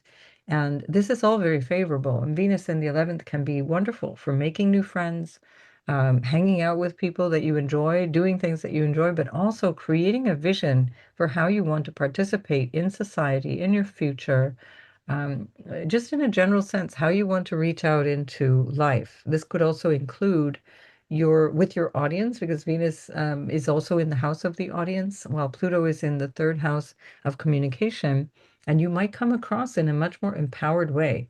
You might come across in a much more authentic way with that South Node eclipse in the ninth house, making you feel like you're less having to toe a particular line or a particular vision, but now you're speaking much more from your sincere self. And this is also part of the Saturn saying, you are responsible for how you show up, and nobody else is responsible for that. And it's unique the way that Sagittarius shows up. It's Aries, so it's unique to yourself, but also inspired and enthusiastic in that Aries way. It's jumping in, and Saturn is saying, yes, but you have to make this lasting. You have to make it work. You have to make it sincere. We don't do fakery with Saturn in Aries. It's not tolerated. And so there's a lot of this that you can really learn from at this moment, where you get closer and closer to expressing yourself from a sense of not needing to look over your shoulder or look at what other people approve of, and just recognizing that you have this vision, you have this idea, it's different from before, and now you're going to do it differently. Finally, Mars is in your eighth house of relationship, other people's money, intimacy as well. This can be quite interesting in intimacy. Mars rules your fifth house of love, children, love affairs, 12th house of bed pleasure, and so on. I'm not implying the children should participate in that, and that's the product of all that. And so with Mars here in the eighth house, there may be something either very inspiring, very motivating, or there can be a little bit of um, challenge, a little bit of tension in paradise, as it were, or there can be some things that words need to be said, things need to be clarified. That's coming through starting on the 11th of August and until about the end of September. But something to pay attention to at this time, because it's also in the psychological house, and where you might recognize patterns from inherited family patterns or things that come through your partner that you have to grapple with. And that is also part of what this change can also be about. The ninth house, for those of you who have been married, the ninth house is the house of second marriages. So there you have, because it's the third house from the seventh. So 1, 2, 3, third house represents change. We're changing our partners. And this is the second spouse. So this can be particularly interesting for those of you who are in that category. There may be something about that. The status is changing. There's something happening or something quite karmic coming through a relational dynamic around a second spouse. Especially because the ruler of your seventh house of relationship is also participating in that with Mercury there. Um, all right, we'll leave it at that. One last thing is that Jupiter is not only your ruler, but rules your fourth house of lineage, home, childhood, home, family of origin, etc., homeland as well. And it's in the house of faraway lands, places that you might travel to, or going to a conference, or going to a place to learn something. And again, that might be something that takes you far from home or takes you to a new place, a new home, and that would depend on your natal chart. Um, okay, we'll leave it at that. I will see you in another video with more of these details as we go forward. And I just want to thank you for being here, listening, and subscribing, especially for those of you who like and subscribe and comment. I really appreciate your support. If you would like to support, I don't monetize my channel, so you won't be able to find a hype button. You can't join a membership here, but people do offer donations, for example, via PayPal or via Buy Me a Coffee, for example. And of course, for me, the best way is by consultation. So you can book a reading with me, and then we'll look at your natal chart, and that's how I earn most of my income. So you'll find all of those links in the description box below each video or on my channel information, and also usually pinned in the first comment below each video. Okay, I'll see you in the next video. Capricorn, this is happening in your 8th house. So you're going to have a solar eclipse in the 8th house of intimacy, your marriage. What is there for you in terms of what you receive from other people? I'm just going to take this back to the original chart because there we go. I just want to have the original chart here. So just to be sure, um, because I had to swap it around for other rising signs as things were getting a little wonky with our lunation. So this is a very interesting place that can entail intimacy of emotional or psychological nature with yourself, an understanding of yourself, but also with others, whether that be an inherited pattern through family or through marriage, through sexual intimacy, through intimacy in terms of how you share those details of yourself, whether they be emotional or psychological, and where you want to maybe express more of that or understand something that needs to change around that. You have in one way or another, a realization around these things. This is also where we find Jupiter and Mercury in opposition to Pluto in the 8th and 2nd house. This is about other people's values versus your own values, or again, money that other people are either offering or sharing with you, or sources of income that are coming through other people that are in opposition to the money that you have available, or the values that you ascribe to, or the value that you ascribe to money, or to belongings or possessions and things like that. So there may be something here that you're aware of, you're becoming keenly aware of, that impacts your relational dynamic, or that it impacts your business partnership, because the moon is the ruler of your 7th house, and in the 7th, we have Mars, which is the exaltation ruler of your 1st house of self, and also the house of money and earned income and so on, and your values, etc. So there's a lot of attention here that is going towards that 2nd house, but at this eclipse, the focus is on, for this particular energy, the focus is on letting go of a way of being intimate. Is it about needing to show up more? Is it about being more of yourself, more relaxed, more sincere, more in your own integrity around things? Whatever that represents, you're going to be finding that you're changing a cycle based on 3 years ago, whatever started 3 years ago, August 2023, and now it's ending. And this is a new cycle that's beginning. And yet it's still got this theme of I'm letting go of something because of the South node here. So 3 years ago, we did not have the South node at the time of the lunation. It was simply a new beginning. And now you might have found that you've been in a testing ground or an awareness of something over these last 3 years, and now you realize, yeah, we're done here, or the thing is done with you, whatever that might be. Um, if you're interested in the occult and astrology, obviously you're here, so I suppose to a certain extent you are. This can also be a change in the way that you do all of that. Maybe there's a desire to do more of it, to express more of yourself through that, and that would bring you the income through the 2nd house where the North Node is, where you have a new source of income. You're no longer relying on another way of earning income. But the South Node in the 8th house can be incredibly intuitive, incredibly inspired around spiritual things, around occult things, around all of the things that we're doing here. So a really fascinating time for you to examine all those different possibilities. Mars in the seventh house can have you really dynamic around a bond, a relationship with an important person or a client, for example.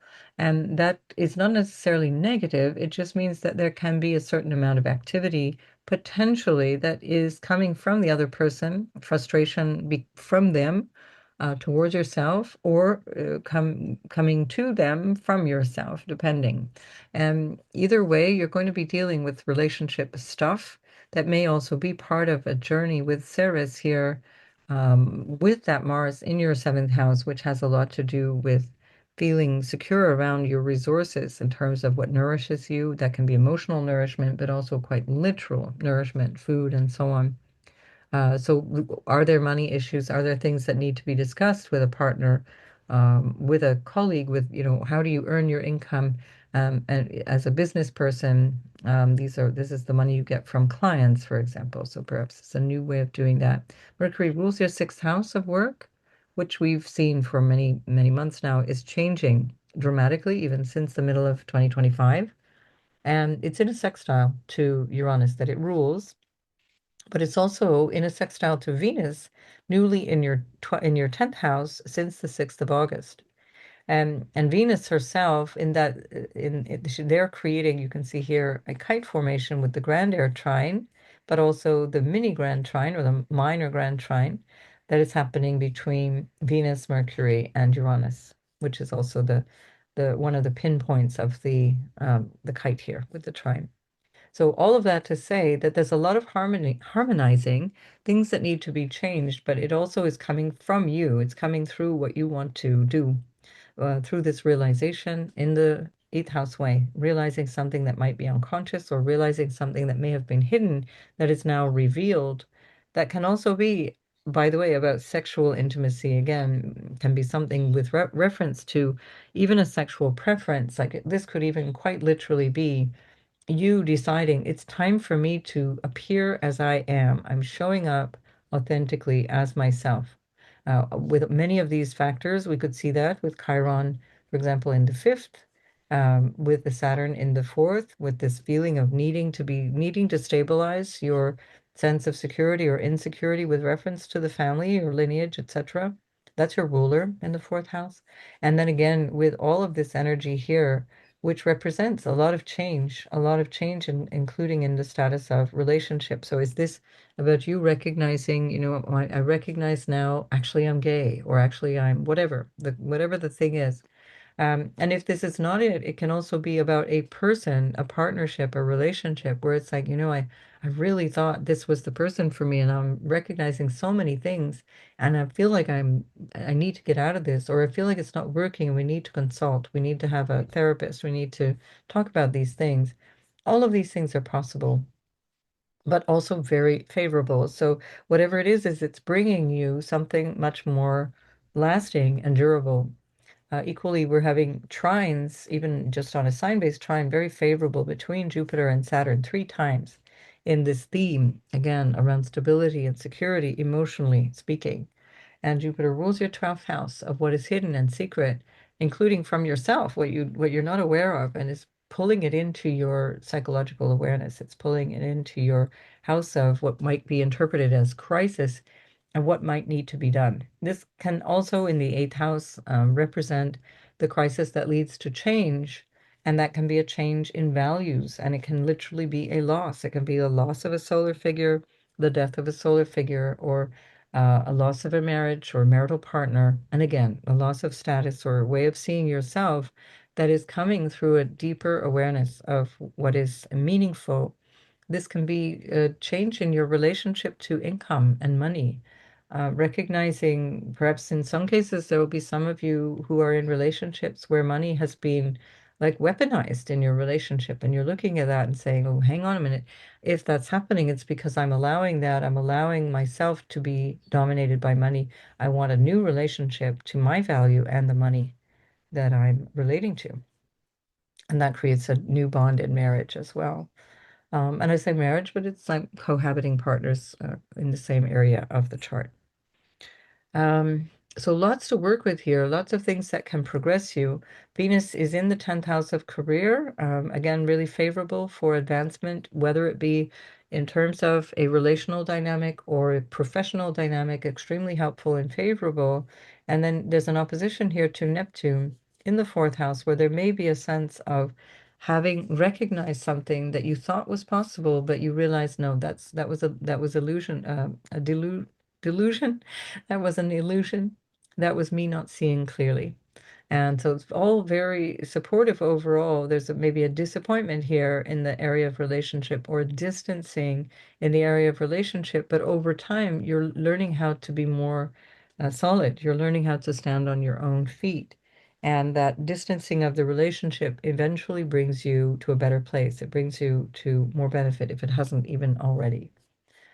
Um, so again, that eighth house can be tied to the mystery schools of life. And with the South Node, with Jupiter, with Mercury there, you can also have fantastic realizations that are coming through prophetic dreams or awareness of things that can be quite life-changing. And again, in terms of potentially having to deal with crisis, having to deal with some transformation, that is actually where you need to kind of test the metal, as it were, and really show up perhaps even on behalf of yourself or your family. And that's part of the story of Saturn, your ruler in the fourth house. Um, all right, we'll leave it there, Capricorn. Thank you for being here. And of course, for liking and subscribing to the videos. I really do appreciate your comments. I like to read the comments and try and help if I can, but I'm not able to respond to personal chart questions.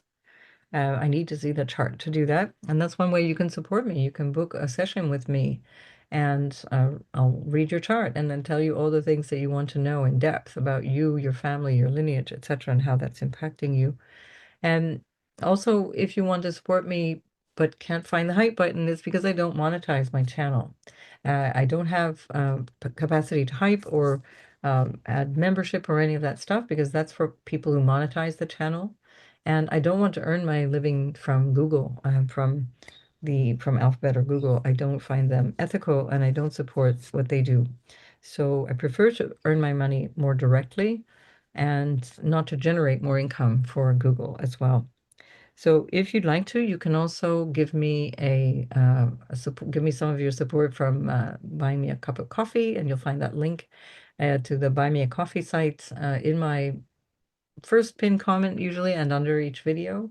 And then you could also, as some people do, make PayPal donations or even a small monthly donation, which really supports me a lot to do the work that I do and to also write this book that I've been writing for 3 years now and will hopefully be published the 15th of April coming up.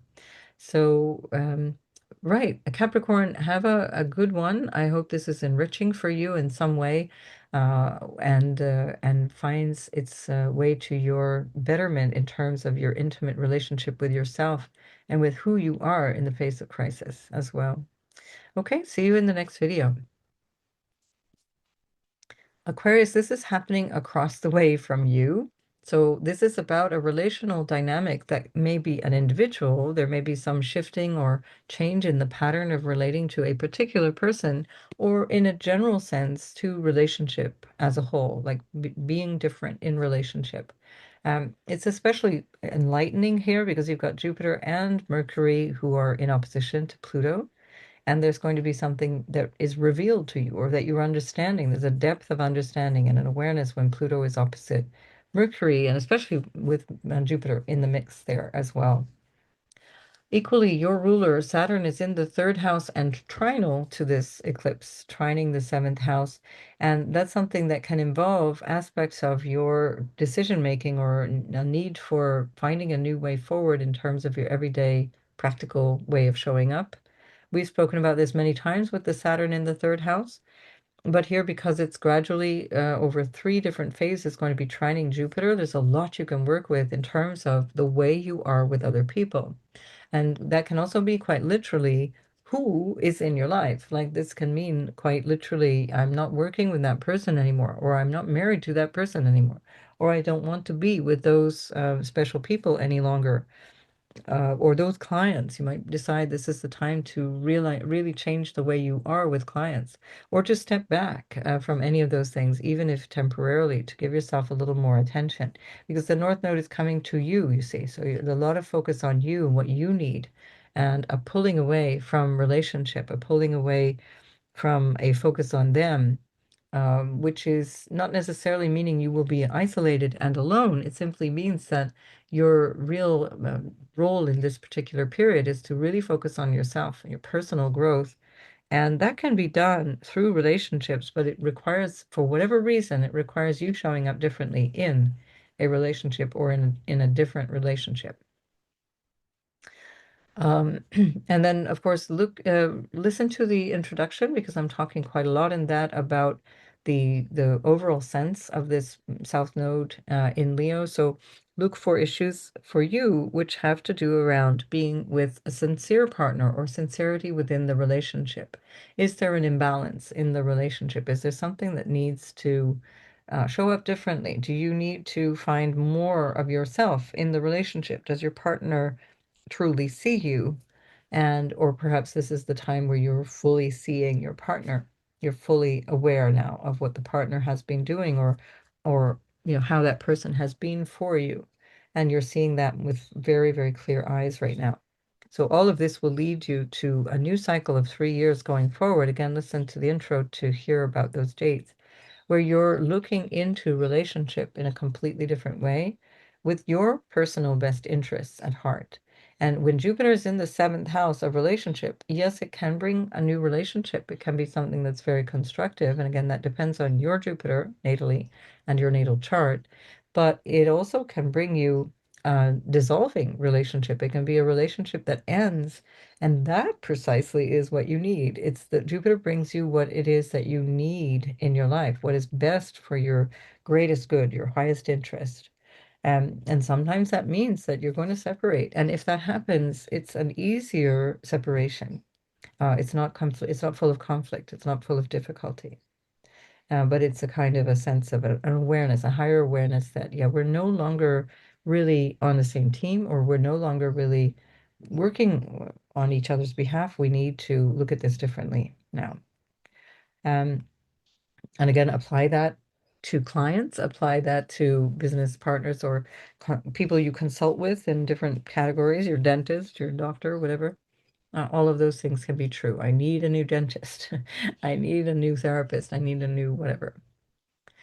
Now, Mercury is also ruling your fifth house, where we find Uranus, and Uranus is trinal to your house, where we find Pluto. So again, lots of potential here for change that's coming through a more positive vision of who you are and who you're becoming, because you're changing quite dramatically, Aquarius. You're in a new role of expressing yourself in a much more radical way, and possibly a more Aquarian way, if you like, with that sense of things being really, really different, little out of the norm. Um, Venus is up in your ninth house of the vision for your life, and how you see things unfolding overall. Why am I here? What do I do? What do I want to learn? How do I want to express what I know? How do I want to express what I believe, what I have faith in? And here what we find is Venus in trine to that Pluto, and again trining Uranus, and that creates this grand air trine in these houses of what we call dharma. So the sense of your purpose is really, really struck here, really very solid. And so the relationships that are tagging along with you at this time need to serve your purpose, or it's not going to work for you. Equally, in terms of the opposition from Venus to Neptune, there may be some realization or a sense of deception or disappointment around either friends, or around a communication that you may have had with somebody, or a contract that you've signed, something that may need your attention. And this is really an opportunity to sort that out. With Saturn, your ruler, in the third house, there's also a broad opposition to Venus, which is tightening up as Venus moves forward in between the eclipses and will soon oppose that Saturn. There may be a feeling of isolation or loneliness, or a feeling of really need to take things in your own hands. And that will be again based on, what are my values, what is my higher guidance, or my higher philosophy, keeping in mind that Venus is not only in the ninth house of those things, but also ruling the second house of your values, where Pisces is. So lots to think about there in terms of, am I in or am I out? Listen to the introduction around that, because that was part of this notion of what have I given a lot of time to in the past, and do I still want to do that? And is it a question of maybe to whom have I given my time, and do I want to continue to do that now? Right. So, Aquarius, make the most of all of this. I'm really grateful for you being here. Thank you so much for your likes and for subscribing and for your comments and everything that you contribute to my support. I don't have a hype function. I'm saying this because I see this in the comments more and more, where it's not possible to hype my video because I don't monetize. And for the same reason, I don't offer memberships here on YouTube, because I don't agree with the platform and the way that they conduct themselves around free speech or lots of other things, and or the parent company Alphabet, which is also used for military purposes.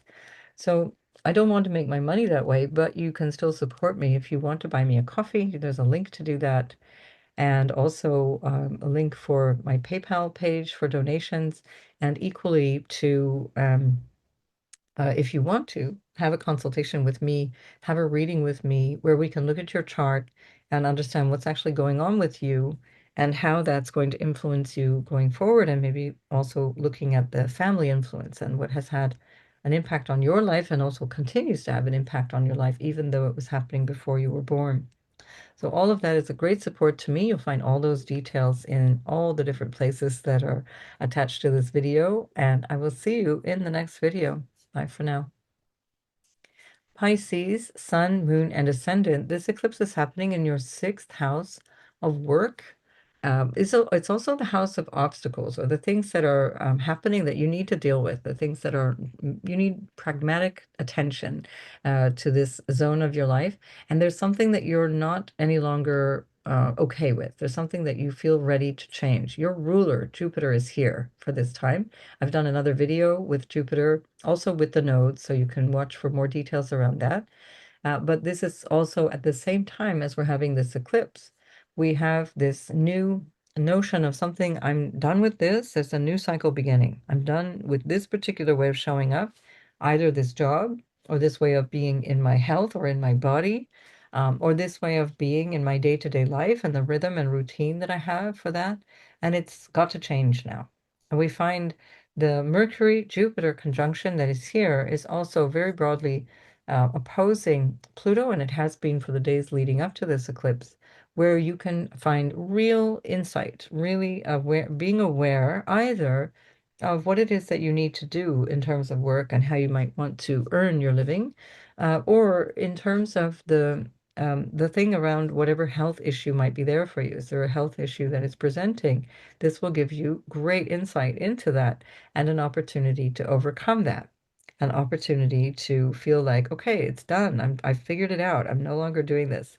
This is also with reference to as the South Node is going in the sixth house, and this will be where we find the South Node for the next 20 months. But there will be next August also another Leo total solar eclipse, or at least a solar eclipse in Leo, beginning of August 2027.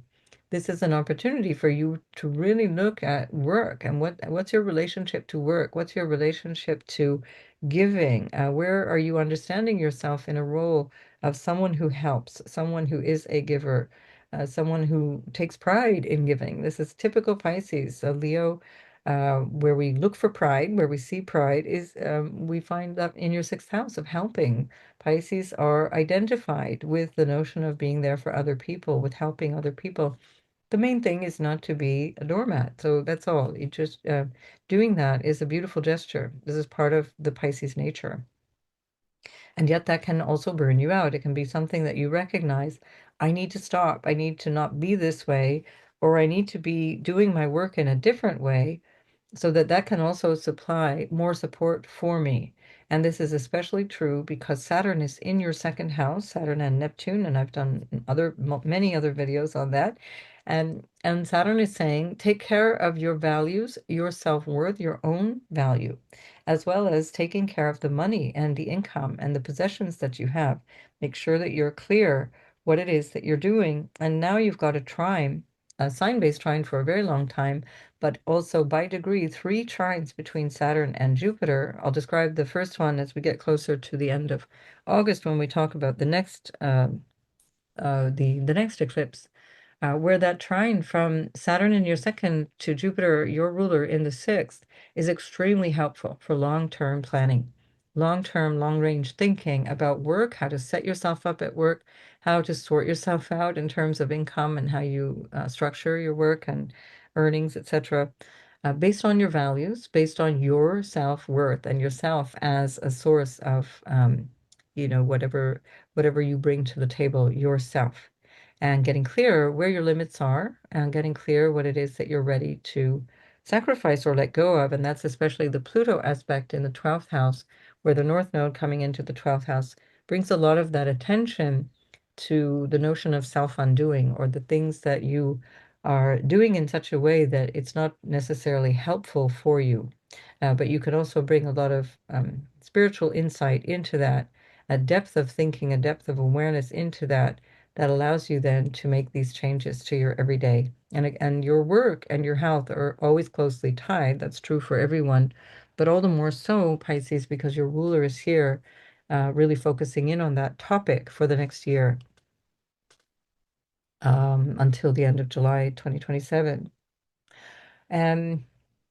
And then, of course, we also have Venus in the eighth house. This is other people's money. You may be receiving something or receiving help or getting a boost from a relationship, or just otherwise feeling good about other people in your life.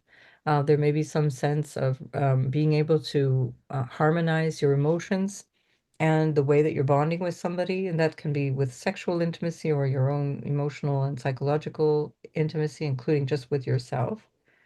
And then we find this grand air trine between Venus and Uranus and Pluto in the hidden houses, the mute houses, the moksha houses of liberation. So there's something here that can be quite harmonious in terms of letting go of some aspect of material expectations, some aspect of the form in which things come to you, and being able to see and receive in a different way, receiving support, receiving money, receiving something different, coming through in a different way, quite harmonious. And then that is also part of the bigger picture here that is created by a kite formation. You can see that here with a minor grand trine between Uranus and the trine to Venus, and then the 2 sextiles between Venus and Mercury and Uranus. And so this is the second kite, or the second minor grand trine, that is really strong at this time. So equally, something to do with your sense of where you live potentially changing based on your work, or how you work changing based on the work that you do. Are you setting yourself up in a different structure, doing it in a different way? Mars is in your fifth house, trinal to you, very fortunate, and ruling your ninth house from the fifth here. Which can be about expressing yourself in creative ways, expressing yourself sexually, expressing yourself in a way that feels more passionate, more emotional, but also in terms of your projects, creating a project, starting something, initiating something. It can be something about your children. Maybe the children move, if you have children, something moving out, or the children entering into a more independent phase at this stage. And whatever that is, it's a part of a new phase that is lasting until the end of September, and that Mars is ruling your second house. So that this may impact also your sense of self-worth, related to your value or related to money, quite literally, as well. That can be part of this bigger picture. Um, let's see what else Pisces has going on. Um, Yeah, the one thing about that sixth house story is also where you recognize that often you might find yourself giving away things, like giving, this is typical Pisces, because you identify as the helper, you identify with the person who is there for other people, And especially because Mercury is here as the ruler of the seventh, but it's 12 houses away from the seventh. So that's quite significant there as a descriptor that you want to be really clear that you have this value. This is what Saturn is trying to train into you, get you to look at. And Jupiter rules your 10th house of career. So this matters because it matters in terms of your reputation and also how you show up for work every day and what that feels like to you and how that is for other people. So be careful of overextending, overgiving, burning yourself out, going to that state of where you are contributing so much that you realize that it's unsustainable. So where you can really contemplate that now without having to get to that point before you get to this place where you're dissolving, where there's nothing left to give. And here you really look at that and say, okay, I need a different way of working. I need a different attitude to my value and to the work that I do, and possibly even literally a new job. I need to show up in a different way. So, Pisces, I wish you all the best here. And thank you for watching. Thanks also for liking and subscribing to my videos. I really appreciate your support. I do read your comments. Um, I can't always answer questions that are very personal to your chart. It's just because of the nature of astrology. I have a great respect for astrology, and I don't like giving cookie cutter answers to things that actually have a very complicated foundation. So please understand it's much better to get a reading from me, and that's a great way of supporting me as well. If you book a reading with me, that's the bulk of my income because I don't monetize my channel. And therefore, you can't hype my video. That's why you're not able to hype or join a membership on my channel. But some people like to buy me a coffee. There's a link for that to support me and also give a donation via PayPal. And I'm really grateful for that. And especially to those of you who've done that consistently over the years, I'm so, so grateful. It's just really wonderful to see that ongoing support. I really appreciate that. So if that's you, Pisces, thank you. And otherwise, thank you all for the likes, the listens, all the other stuff. Really appreciate you being here. And I will see you in the video that is about the Pisces lunar eclipse that's going to be almost at 5 degrees of Pisces with the nodal axis here in Aquarius and Leo. And that's a north node eclipse. So as you're clearing out your work, your everyday way of showing up in terms of your health or your contribution to other people's lives. Now, when we get to the end of August, now we're going to be looking at how you fill yourself up, how you see what your role is and what that needs to, how you want to aspire to a different place based on your day-to-day input. And I'll come within the next week or so with a video on that very topic. All right, Pisces, I will see you very soon. Bye for now.